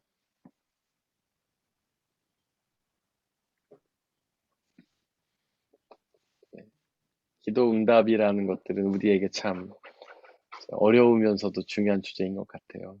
저는 어, 다만 우리가 그냥 구하는 것이 우리가 할 수 있는 일인 것 같습니다. 하나님의 뜻을 우리는 알지도 못하고 우리가 하나님의 뜻을 알아야 구할 텐데 모르잖아요. 근데 모르는데 구해야 돼요. 그러니까 우리가 할 일은 단지 구하는 것이 아닌가라고 생각하고 또한 우리가 구했을 때에 하나님이 당신의 뜻 가운데로 역사하실 것이다 라는 사실을 그냥 기대할 수밖에 없지 않나 싶습니다. 자, 그 다음에 이제 그 3번. 척도가 네. 기쁨과 자유인 게 도움이 되는 것 같아요. 아, 기쁨과 자유인 게. 네. 조금이라도 저는 여러분들이 어떤 질문의 끝에 어둠 속에서 방황하는 것 같아서 마음이 안 좋았는데 그래도 그것을 통해서 조금이나마 깨달음을 얻으셨다니 저의 마음에도 기쁨과 자유가 몰려오네요. 네, 맞습니다. 자, 이제 우리 하나님 앞에 당당히 나아감에 대해서 한번 이야기해 보려고 합니다. 거기 에베소서 3장 12절 있는데요. 믿음을 가진 사람들은 하나님 앞에 당당히 나아갈 수 있습니다. 같이 읽겠습니다. 시작. 우리는 그리스도를 믿음으로써 그분 안에서 확신을 가지고 담대하게 하나님께 나아갑니다. 에베소서 3장 12절 말씀. 아멘. 아멘. 제가 전에 거룩한 두려움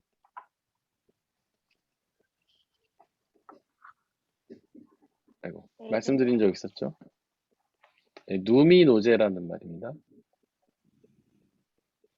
거룩한 두려움이라는 그것을 이제 원어로 말하면 누미노제라고 해요.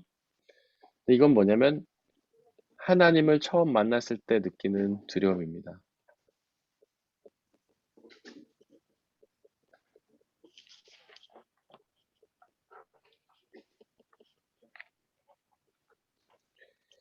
하나님을 처음 만나면 두렵습니다. 성경의 인물들도 그랬죠. 모세가 시내산에 올라가서 하나님을 처음 만났을 때 두려워했습니다.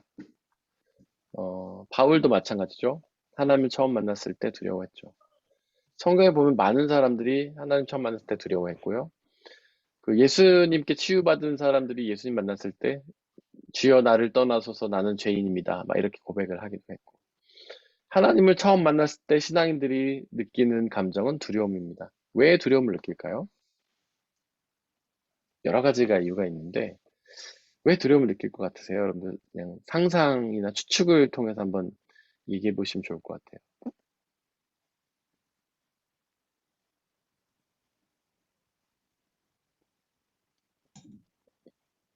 아, 네. 알지 못하는 대상이라고 생각이 드는데 그 대상이 나와는 너무 큰 그런 차이가 있다고 생각이 들 때 네. 두려움을 느끼는 것 같아요. 네. 네, 좋은 대답입니다. 차이. 그러니까 이 차이라는 것을 결국 다름이라고 할 수 있겠죠. 다름은 거룩이라는 뜻이죠. 거룩. 헬라어로 독사, 히브리어로 카봇. 다르다는 뜻이에요. 거룩한, 다르다는 뜻입니다.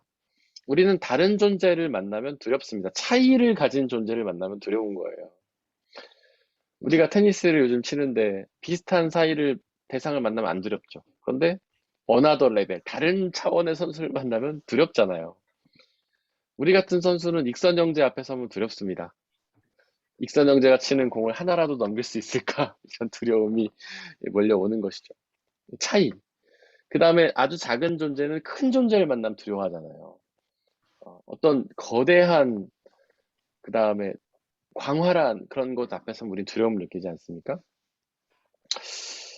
저는 바다 앞에 서면 가끔 두렵더라고요. 그 거대한 바다. 끝이 보이지 않는 바다 앞에서 두렵고, 그다음에 깊은 바다, 끝을 알 수 없는 바다를 만나면 두렵죠.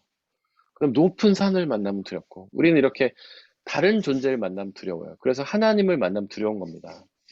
우리는 너무나 작지만 하나님은 위대하시기 때문에 우리는 아무것도 모르지만 하나님 모든 걸 아시기 때문에 두려운 것이죠. 또 뭐 때문에 하나님이 두려울까요?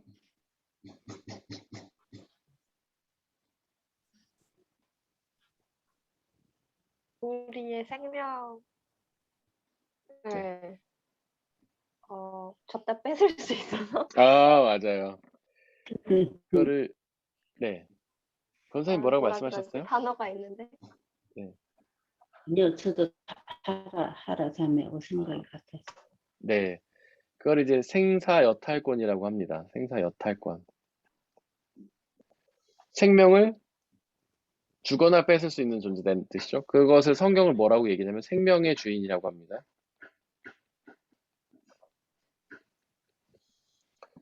하나님이 생명의 주인이시기 때문에 우린 두려운 거예요. 우리에게 생명을 주실 수도 있고 빼앗을 수도 있기 때문에. 우리를 구원하셔서 우리에게 영원한 생명을 주실 수도 있고 우리의 생명을 빼앗아서 우리를 영원한 죽음에 보낼 수도 있는 존재. 그래서 하나님이 두려운 것이죠. 그리고 하나님이 두려운 이유는 이거랑 비슷한 건데 심판자시기 때문에 두려운 거예요. 심판자. 우리의 영혼을 심판해서 우리를 천국에 보내실 수도 있고 우리를 지옥에 보내실 수도 있기 때문에 하나님이 두려운 겁니다. 이 두려움이 결국 죄에 대한 두려움이라고 할 수 있겠죠? 우리가 죄가 있으면 생명을 빼앗기는 거잖아요. 죄가 있으면 지옥에 떨어지는 거잖아요. 죄 때문에 두려운 거예요, 사실은. 근데 처음 하나님을 만났을 때 우리가 죄인이기 때문에 죄가 우리 가운데 여전히 남아있기 때문에 두렵죠. 근데 이 두려움이 언제 해결이 될까요? 누구 때문에? 예수님. 맞아요. 예수님 때문에. 그래서 예수 그리스도를 통해서 예수 그리스도께서 십자가의 죽음으로 우리의 죄의 문제를 해결하셨고 부활하심으로 우리에게 영원한 생명을 주셨기 때문에 우리는 더 이상 두려워할 필요가 없게 된 겁니다. 우리는 이제 지옥에 가지 않아요. 생명을 빼앗기지 않습니다. 그래서 우리는 그분 안에서 확신을 가지고 담대하게 나아갈 수 있게 된 거죠.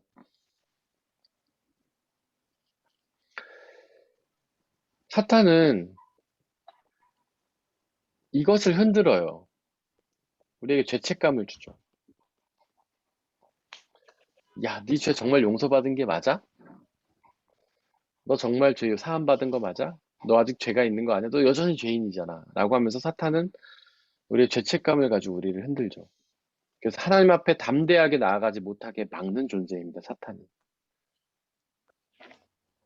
그래서 우리가 그분 앞에서 이미 죄를 회개했는데도 불안함과 두려움을 느낀다면 그건 사탄이 우리를 공격하고 있기 때문이에요.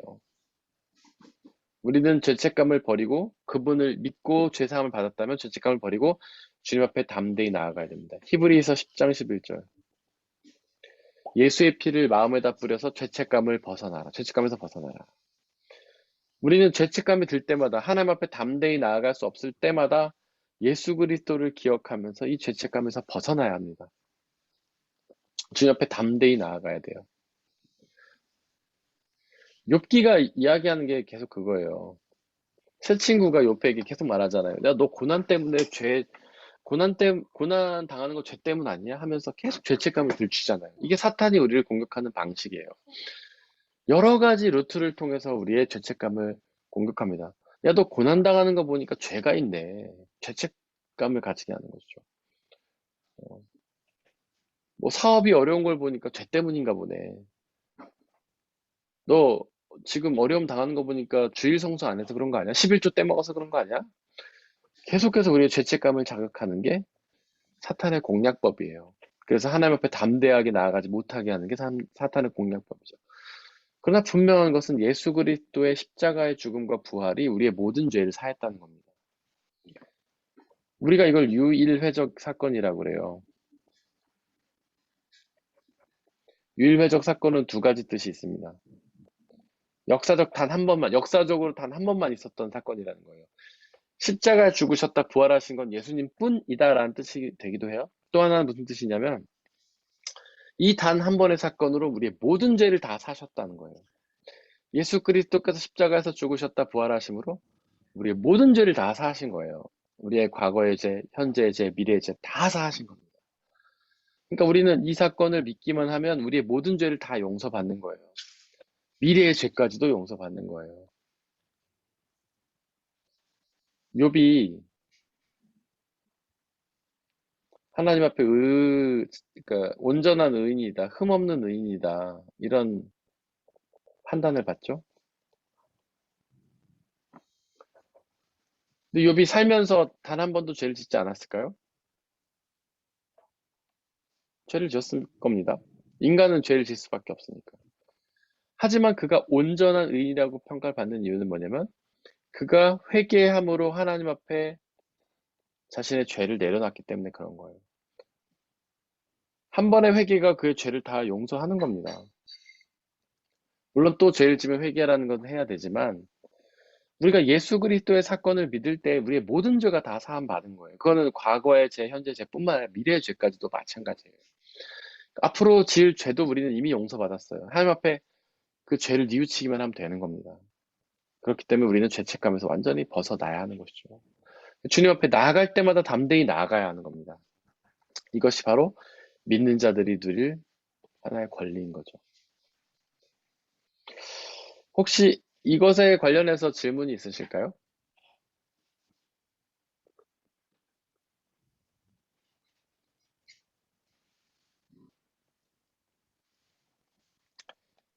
없으시면 신앙생활의 승리. 에베소서 6장 16절 우리 같이 읽겠습니다. 시작. 무엇보다도 믿음의 방패를 손에 드십시오. 여러분은 그것으로 악한 자가 쏘는 모든 불화살을 막아 끌 수 있을 것입니다. 에베소서 6장 16절 말씀. 아멘. 네. 신앙생활의 승리인데 우리가 믿음을 가짐으로써 중요한 것은 우리가 얻을 수 있는 유익은 믿음의 방패를 얻는 것입니다. 그것으로 악한 자가 쏘는 모든 불화살을 막아 끌 수 있을 것입니다. 여기서 악한 자는 이제 사탄을 의미하는 것이죠. 불화살은 뭐 공격이나 유혹, 시험이라고 생각할 수 있을 겁니다. 모든 사탄이 주는 공격, 유혹, 시험을 우리는 믿음으로 이겨낼 수 있다는 거예요. 하나님을 믿음으로.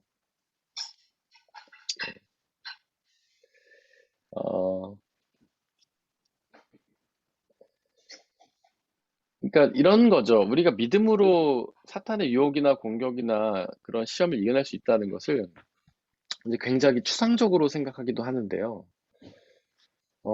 사탄이 주는 모든 시험이나 공격이나 유혹은요, 우리가 그 너머에 있는 하나님의 뜻을 믿으면 우리는 이겨낼 수 있는 거예요. 우리가 시험이나 공격을 당할 때 너무나 힘들어요. 막 고난스러워요. 그러나 그 가운데 하나님의 뜻이 있음을 믿는다면 하나님이 사탄의 유혹이나 시험이나 공격까지도 합력해서 당신의 뜻을 이루신다는 것을 믿는다면 우리는 그 공격을 이길 수 있다는 거죠. 우리가 시험을 당해요. 막 공격을 당해요. 고난을 당해요. 하지만 그 너머에서 하나님 뜻이 있고 그것을 하나님 통해서 선을 이루신다는 것을 믿으면 우리 이겨낼 수 있다는 겁니다. 이제 이게 에베소서 6장 16절에 나오는 말씀인데 여기에 보면 하나님의 전신갑주가 나옵니다. 전신갑주. 이거를 이제 그 옛날 성경은 전신갑주라고 번역을 했는데 요즘 성경은 그냥 하나님이 주시는 무기다 이렇게 번역을 해요.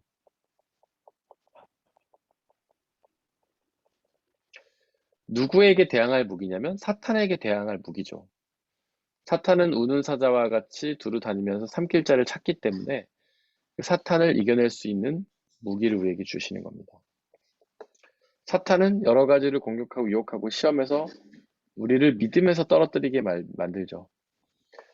사탄이라는 게 뭐 어떤 뿔이 나고 빨갛게 생기고 손에는 어떤 삼지창을 들고 있는 그런 괴물의 모습이 아니라 아름다운 모습으로 우리를 공격하고 유혹하는 거죠. 그 목적은 우리를 믿음에서 떨어뜨리려고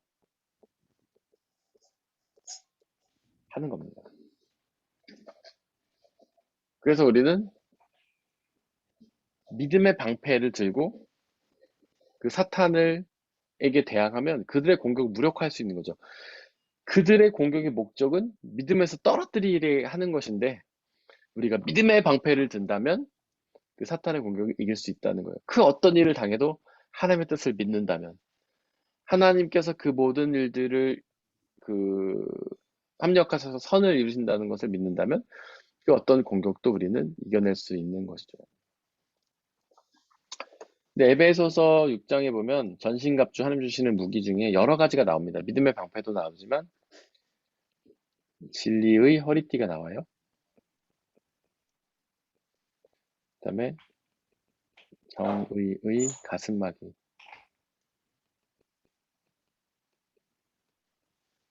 그리고 발에는 평화의 복음을 전할 차비, 그리고 아까 말한 믿음의 방패가 나오고, 그 다음에 구원의 투구, 그리고 성령의 검이 나옵니다.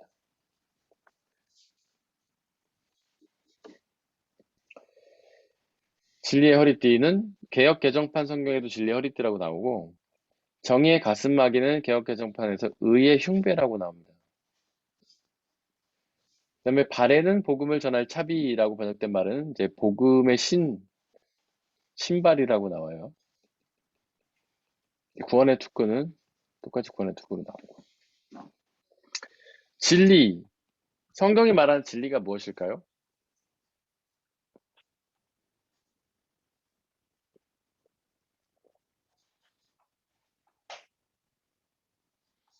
성경이 말하는 진리가 무슨 뜻이죠? 하나님의 뜻? 하나님의 말씀, 네, 하나님의 말씀입니다. 네. 진리라는 것은 두 가지 뜻을 갖고 있죠. 알레테이아, 변하지 않는 것, 그리고 갑자기 하나가 생각이 안 납니다. 변하지 않는 것, 그리고 영원한 것? 영원한 것. 영원한 것이 변하지 않는다는 뜻이죠. 영원한 것. 드러나는 것, 드러나는 것. 감춰진 것이 드러나는 것. 그다음에 영원히 변하지 않는 것. 감춰져 있다 드러나는 것. 하나님의 말씀은 감춰져 있습니다. 우리가 이해하지 못하기 때문에. 그러나 드러나죠. 하나님께서 우리에게 말씀하시기 때문에 영원히 변하지 않는 것. 그래서 하나님의 말씀 의미예요. 말씀으로 허리띠를 매라는 거죠. 허리띠는 옷을 흘러내리지 않게 고정하는 역할을 하잖아요. 그러니까 말씀이 우리의 모든 어떤 그 옷에, 그러니까 전신갑주의 근간이 된다는 거예요. 말씀이 가장 기본이 된다는 거죠. 정의의 가슴막이. 우리가 가슴을 이제 보호할 때 뭘로 보호해야 되냐면 정의. 하나님의 뜻이죠, 정의는. 하나님의 뜻으로 보호해야 한다는 뜻이에요. 하나님의 뜻은 결국 뭐 하나님의 말씀과 같은 것이니까 하나님의 말씀이 우리의 모든 옷의 근간이 되기도 하고 우리의 보호하는 도구도 된다는 뜻이죠. 그다음에 이제 발에는 평화의 복음을 전할 차비라고 나와 있는데 우리가 늘 복음을 전할 준비를 하고 있어야 된다 이런 뜻인 거죠. 구원의 투구. 투구는 이제 머리를 가로막는 건데 구원이라는 것이 우리의 머리를 보호한다. 네. 이거는 이제 머리는 영이 우리에게 들어오는 곳이잖아요. 사탄의 영이나 성령의 영. 그런 영이 우리 가운데 이제 들어올 때에 구원을 갖고 있는 믿음을 있으면 그런 사탄의 공격 또한 우리가 이겨낼 수 있다라는 뜻입니다. 간단하게만 설명드릴게요. 이 나머지는 다 이제 방어 도구예요. 그다음에 뭐 믿음의 방패. 그러니까 말씀을 믿고 그리고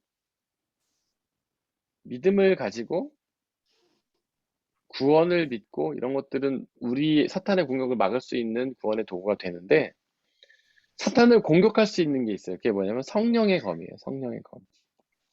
성령을 통해서 공격할 수 있다는 것이죠. 그래서 우리는 이런 어떤 말씀을 믿고 성령으로 충만함을 통해서 사탄과 싸워야 된다는 겁니다. 근데 재밌는 거는 그 에베소서 6장 말씀에 성령의 검을 곧 하나님의 말씀이라고 이야기를 해요. 그러니까 결국에는 다 하나님의 말씀과 관계가 있는 거예요. 진리의 허리띠도 말씀이고, 그다음에 성령의 검도 말씀이고, 그러니까 하나님의 말씀은 사탄의 공격으로부터 우리를 막을 수 있는 방어 도구도 되고, 또한 사탄을 공격해서 물리칠 수 있는 도구도 되는 겁니다. 그래서 하나님의 말씀이 우리에게 가장 필요한 것이죠.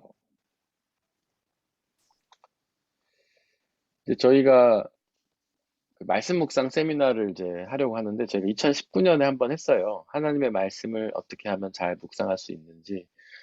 근데 그때 이제 저희 성도님들 대부분 참여하신 걸로 제가 기억을 하는데 권사님 그때 참여하셨죠? 말씀 묵상 세미나. 한마음교회에서 와서 해줬던 거.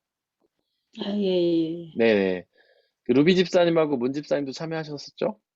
네. 네. 그때 루비 집사님이 네, 그때 루비 집사님이 퀴즈 하시면서 굉장한 활약을 하셨던 걸로 제가 기억을 하는데 퀴즈 여왕이죠. 퀴즈 여왕이셨죠. 이거 기억납니다. 이거 한 번만 다시 맞추게 해달라고 하셨던 거 제가. 네. 그때 문 집사님도 같이 하셨죠? 네, 저도 다바이였습니다. 네. 근데 왜 하라자매님하고 예찬 형제님은 못 하셨고. 근데 그 말씀을 묵상하는 게 이제 굉장히 중요한데 사실 그 말씀 묵상을 우리가 큐티라는 걸 하긴 하지만 제대로 잘 모르고 할 때가 많잖아요. 물론 방법이 많이 중요한 건 아니지만 우리가 방법을 알고 하면 그 말씀 묵상이 더 깊이 할 수 있고 우리의 삶에 더 적용이 되는 말씀을 할 수 있거든요.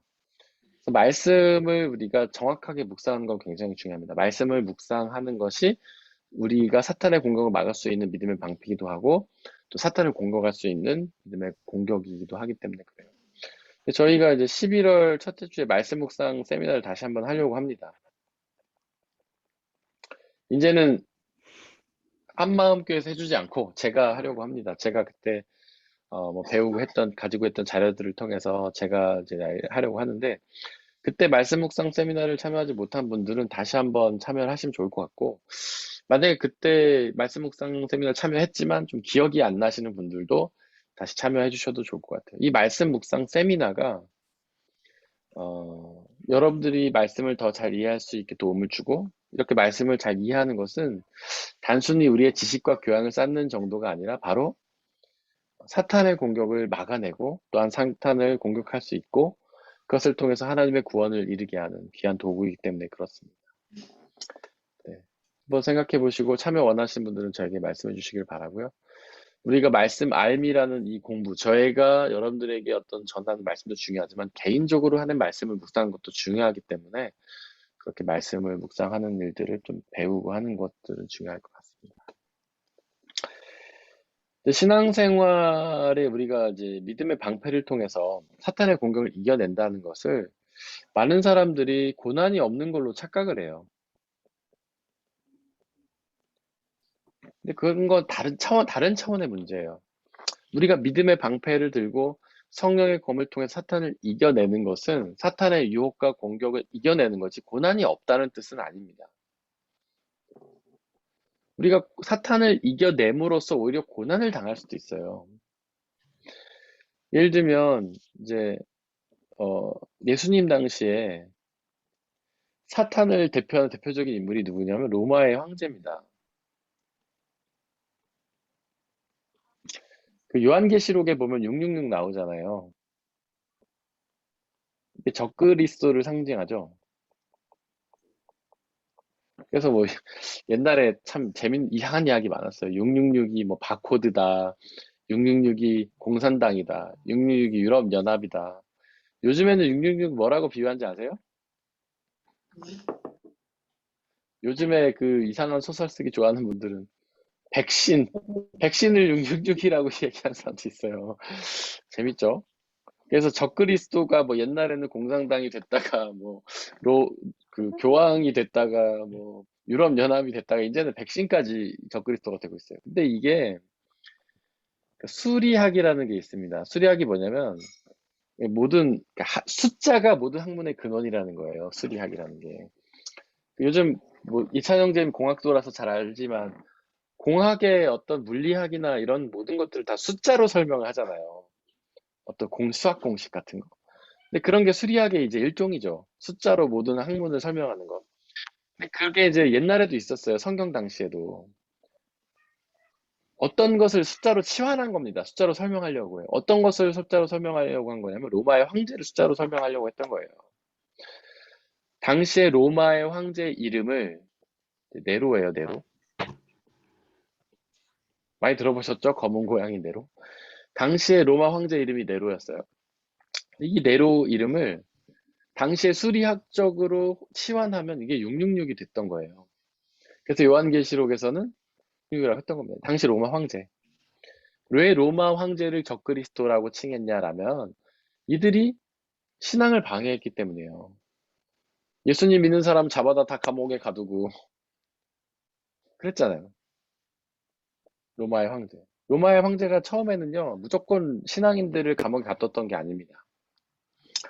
처음에는 어떻게 했냐면, 로마의 황제를 하나님이 아니라 로마의 황제를 신으로 고백하면 잘 먹고 잘 살게 해줬어요. 로마의 황제 흉상이 어딜 가나 있었습니다, 당시에는. 그 황제를 신으로 고백해야지만 정상적인 활동이 가능했습니다.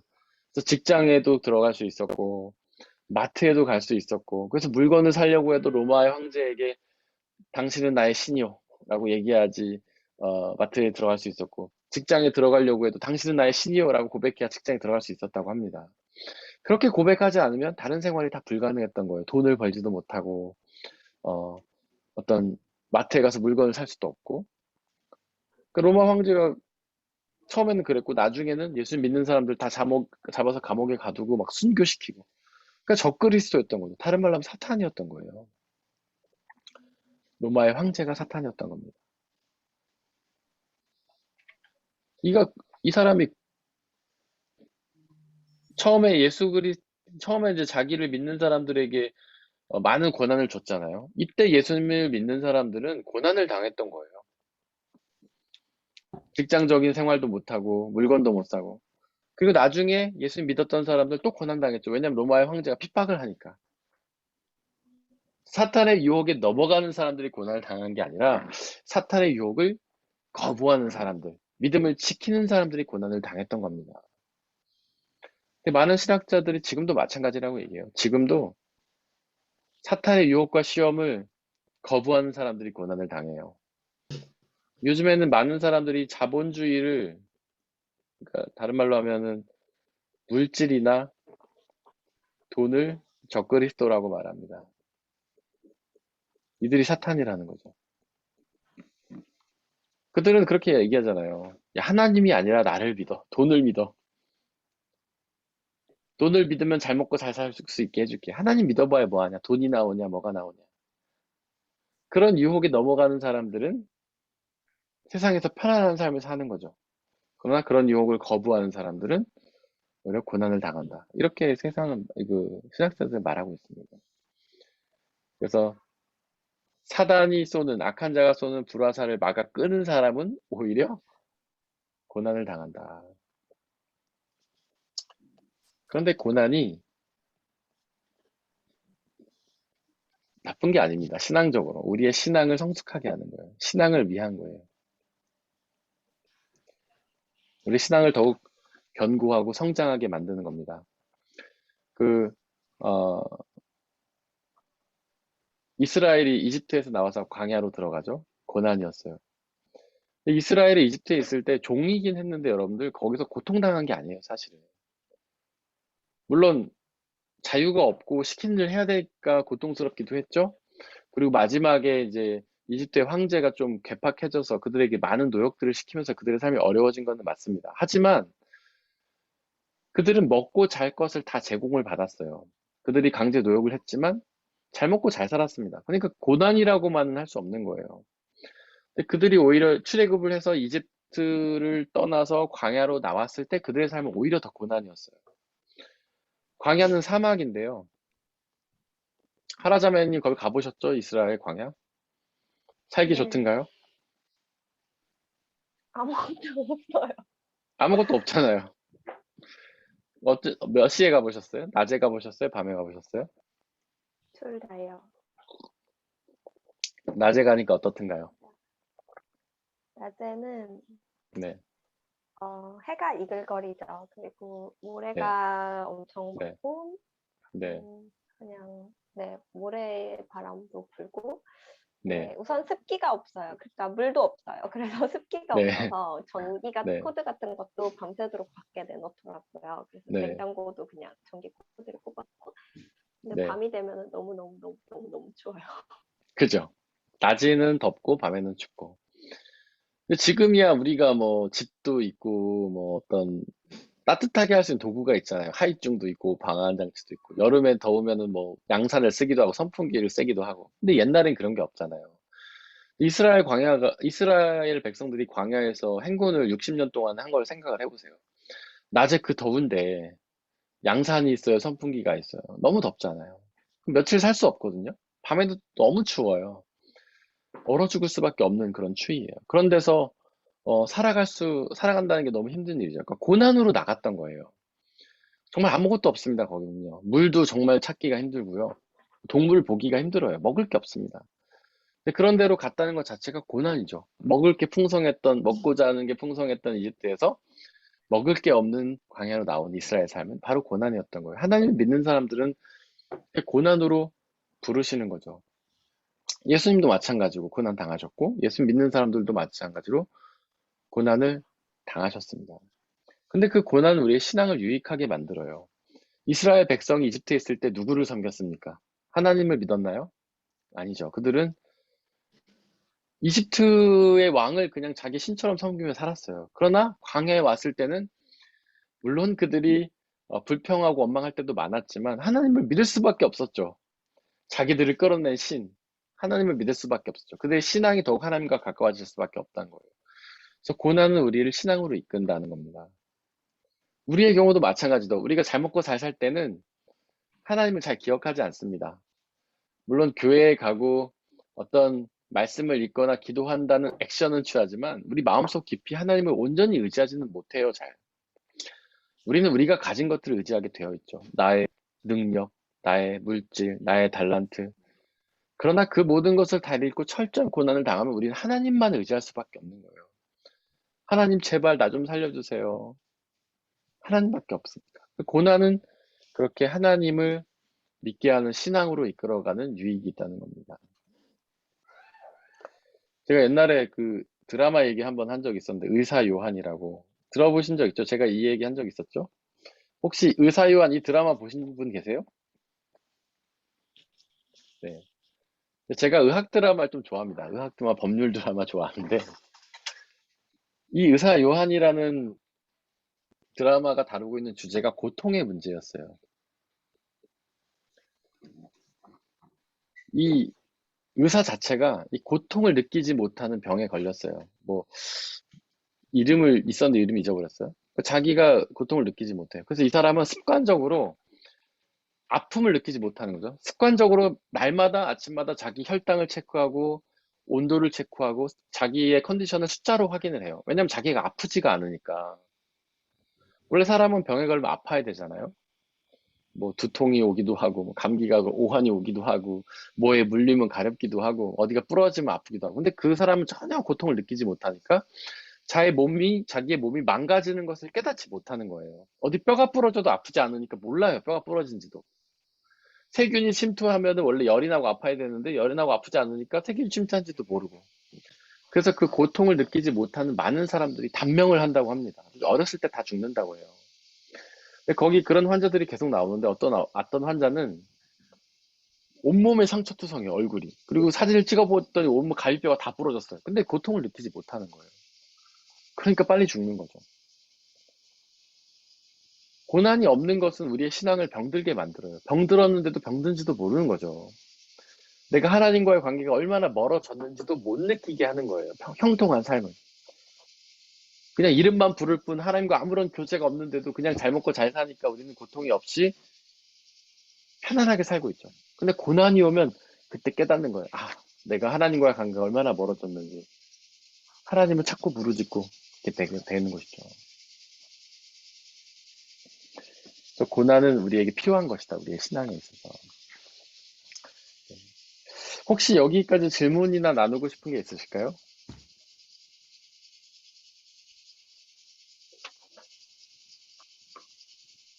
공부할 때는 네, 너무 당연한 것들인데 다들 네. 살다 보면은 기억이 안 나요.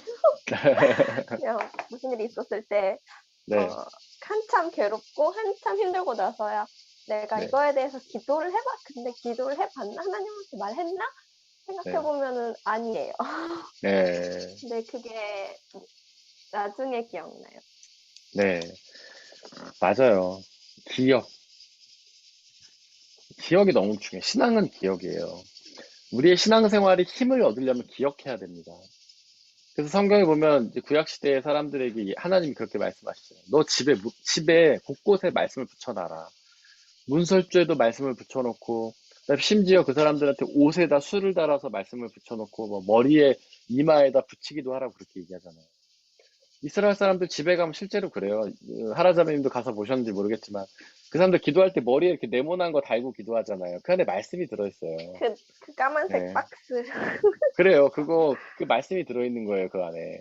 그 다음에 이제 옷에 보면 술이 엄청 많이 달려있거든요. 그게 다 말씀을 기억하려고 해놓은 거예요. 그 다음에 집집마다 말씀이 다 있고. 왜냐하면 말씀은 실제로 살면서 기억하고 떠올려서 꺼내 봐야 의미가 있는 거예요. 네. 지금 공부 시간에 배우고 다 잊어버리면 사실 이 시간이 의미 없어지는 거예요. 우리가 배우고 나눴던 것들을 기억하고 있다가 순간순간 꺼내보면서 기억하면서 떠올리고 그래야지 이제 그 기억이 나는 거예요.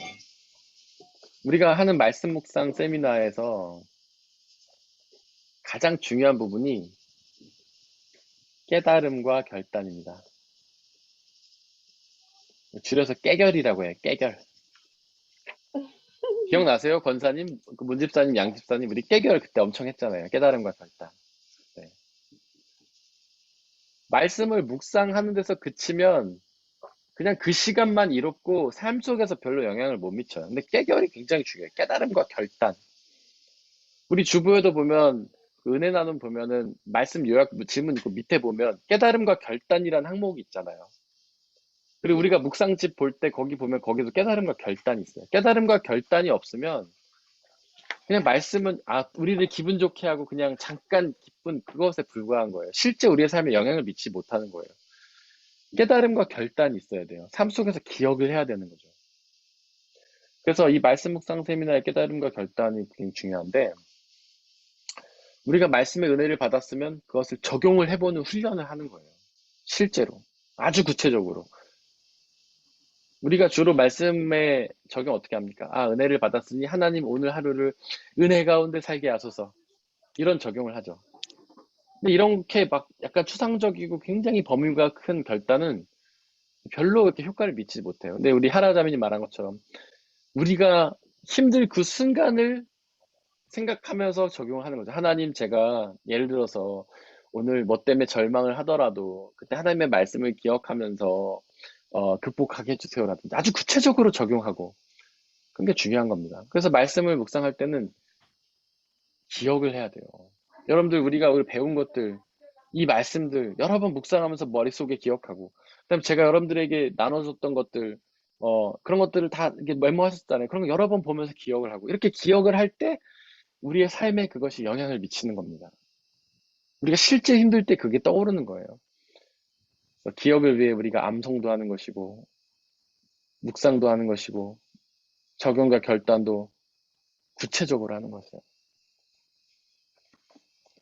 그렇게 하면 우리가 하고 있는 이 말씀함이 여러분들의 삶에 아주 변화를 일으키고 기쁨과 자유를 줄 거라고 저는 믿습니다. 혹시 또 다른 질문이나 나누고 싶은 게 있으실까요? 없으시면 오늘 일용한 양식까지 하고 마치면 좋을 것 같아요. 일용한 양식, 거기 마태복음 6장 11절 우리 함께 읽겠습니다. 오늘 우리에게 필요한 양식을 내려주시고 필요한 걸 주시고 네. 믿는 자에게 주는, 믿음이 주는 유익 중에 가장 이제 하나는 바로 일용할 양식입니다. 일용할 양식이라는 것은 영어로는 데일리 브레드. 잠깐, 브레드가 갑자기 빵이 철자가 생각, 이게 맞아요?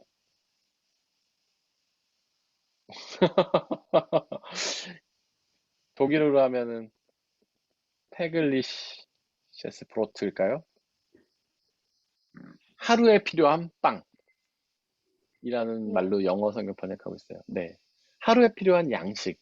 물론 여기서 양식이라는 것은 꼭 음식만 생각하는 건 아닙니다. 음식만 의미하는 건 아니고 우리에게 하루에 필요한 모든 것들을 의미하는 것이죠. 네. 하나님은 이 하루에 필요한 것들을 우리에게 약속하고 계십니다. 이건 성경의 약속이에요. 네. 그러니까 광야에서 이스라엘 백성들이 이 은혜를 누렸죠. 하루에 필요한 양식을 그들이 받아 누렸죠. 매일같이 아무것도 나지 않는 광야에서 매일같이 만나와 메추라기를 먹으면서 그들이 하루에 필요한 양식을 누렸습니다. 예수님도 그것을 약속하셨죠. 하늘의 새를 보아라. 그들은 일하지도 않지만 먹긴다. 들의 꽃을 보아라. 그들은 일하지도 않지만 얼마나 아름답게 입고 있느냐. 이렇게 얘기하면서 하나님은 당신이 믿는 사람들에게 모든 것을 책임져 주시겠다고 약속하셨습니다. 그런데 이 필요한 양식의 은혜는요, 일반 은혜예요, 일반 은혜. 제가 일반 은혜와 특별 은혜에 대해서 설명드린 적 있었죠? 일반 은혜와 특별 은혜가 어떤 게 다른 걸까요? 무슨 뜻일까요? 일반 은혜는 모두가 네. 받는 은혜? 일반, 네. 은혜는 하나님이 주시는 선물인데 일반 은혜는 하나님이 모든 사람에게 주시는 선물이에요. 그래서 그게 이제 피조물들을 통한 은혜가 있죠. 햇빛과 물, 자연, 여기에 일용한 양식도 포함이 되는 거예요.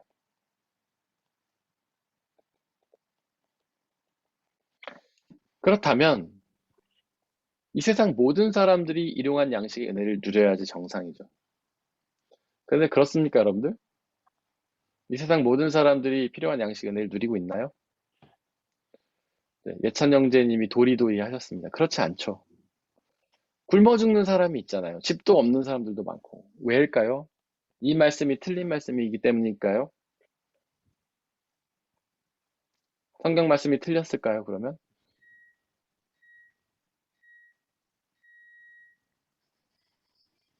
인간이 네.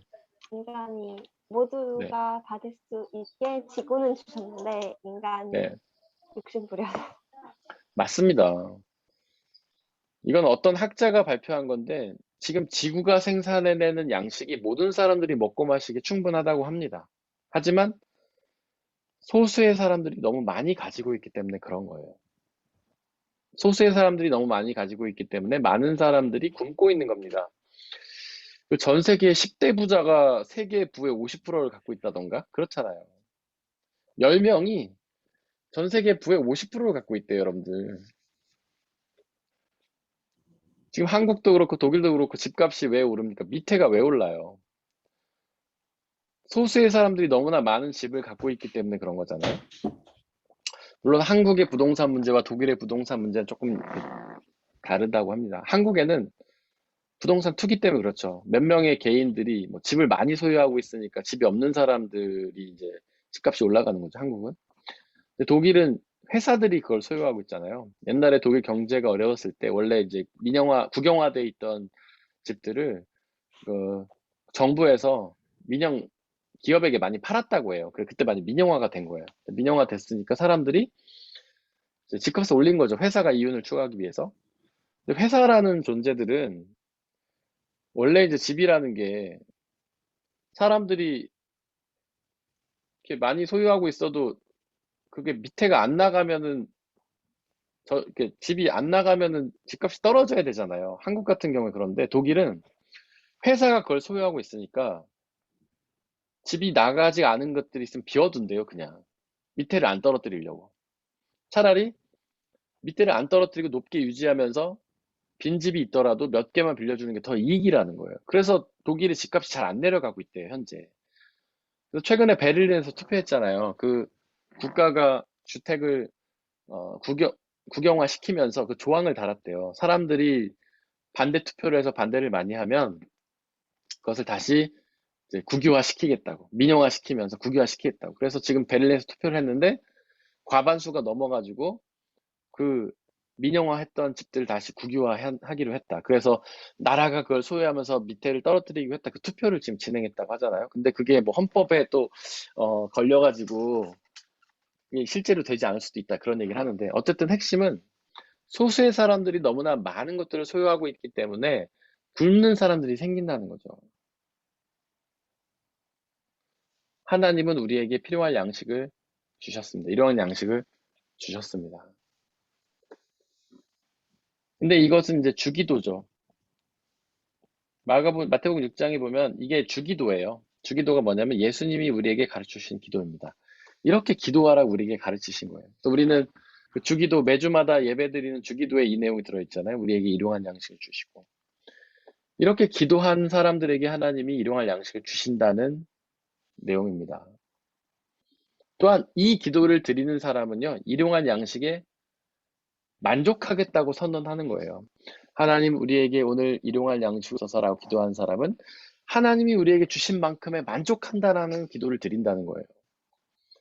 많은 사람들이 힘들어하는 이유가 뭡니까? 만족하지 못하기 때문이잖아요. 더 많이 가지고 싶기 때문이잖아요. 하나님은 오늘 우리에게 아주 필요한 은혜를 주셨는데 우리는 더 많이 가지고 싶으니까 안달이 나는 거죠. 조바심이 나는 거죠.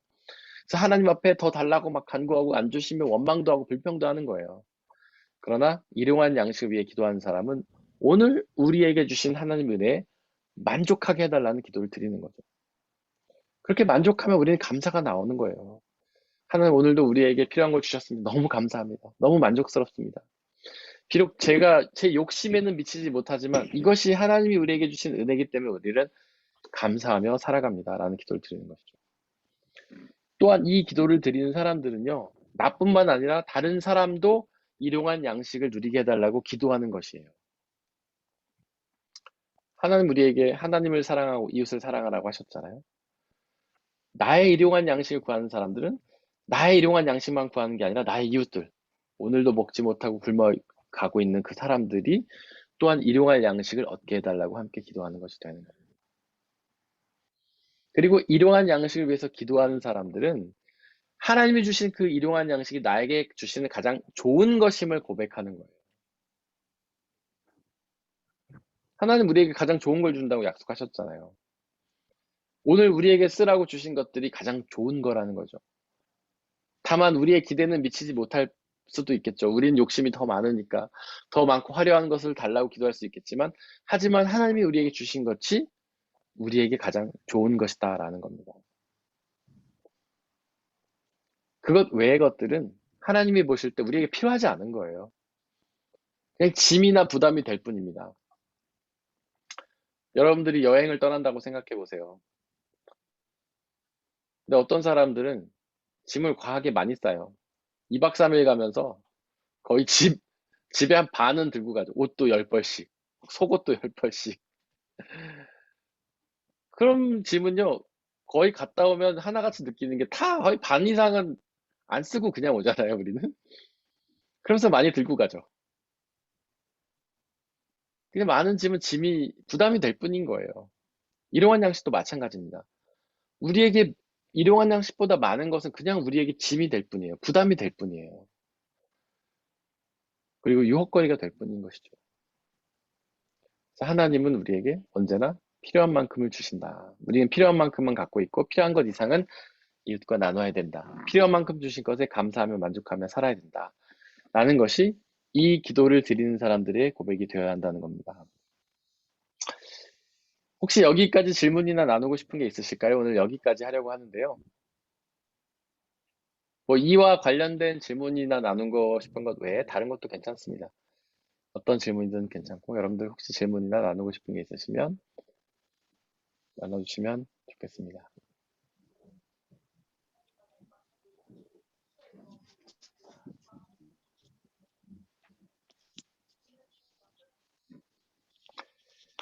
네. 이종 목사님이 네. 저번인가? 지난주였나? 네. 네, 노후 대비에 대해서도 말씀해 아, 네. 주셨고, 그 네. 일용할 양식이랑 네. 그 두 가지를 다 적절히 하는 게 어려운 네. 것 같아요. 그쵸. 어렵죠. 그러니까 굉장히, 네. 네, 둘 다 해야 되니까. 네. 맞습니다. 그러니까 기독교인은 그래서 예수님 말씀하셨던 것처럼 뱀처럼 지혜로우라고 하셨잖아요.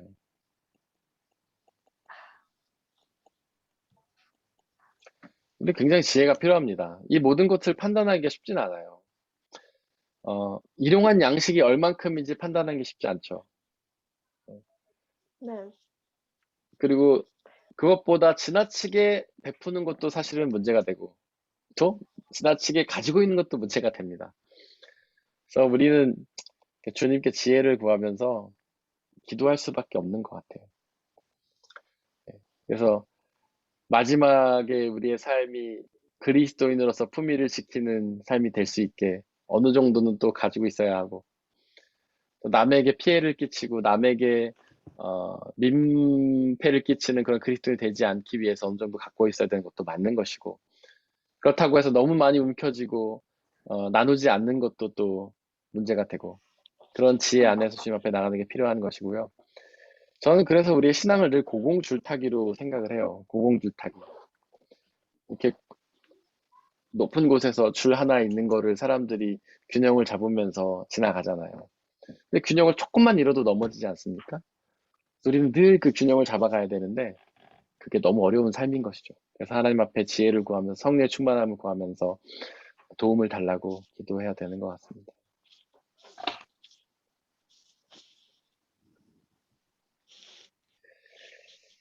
오늘 여기까지 하려고 합니다.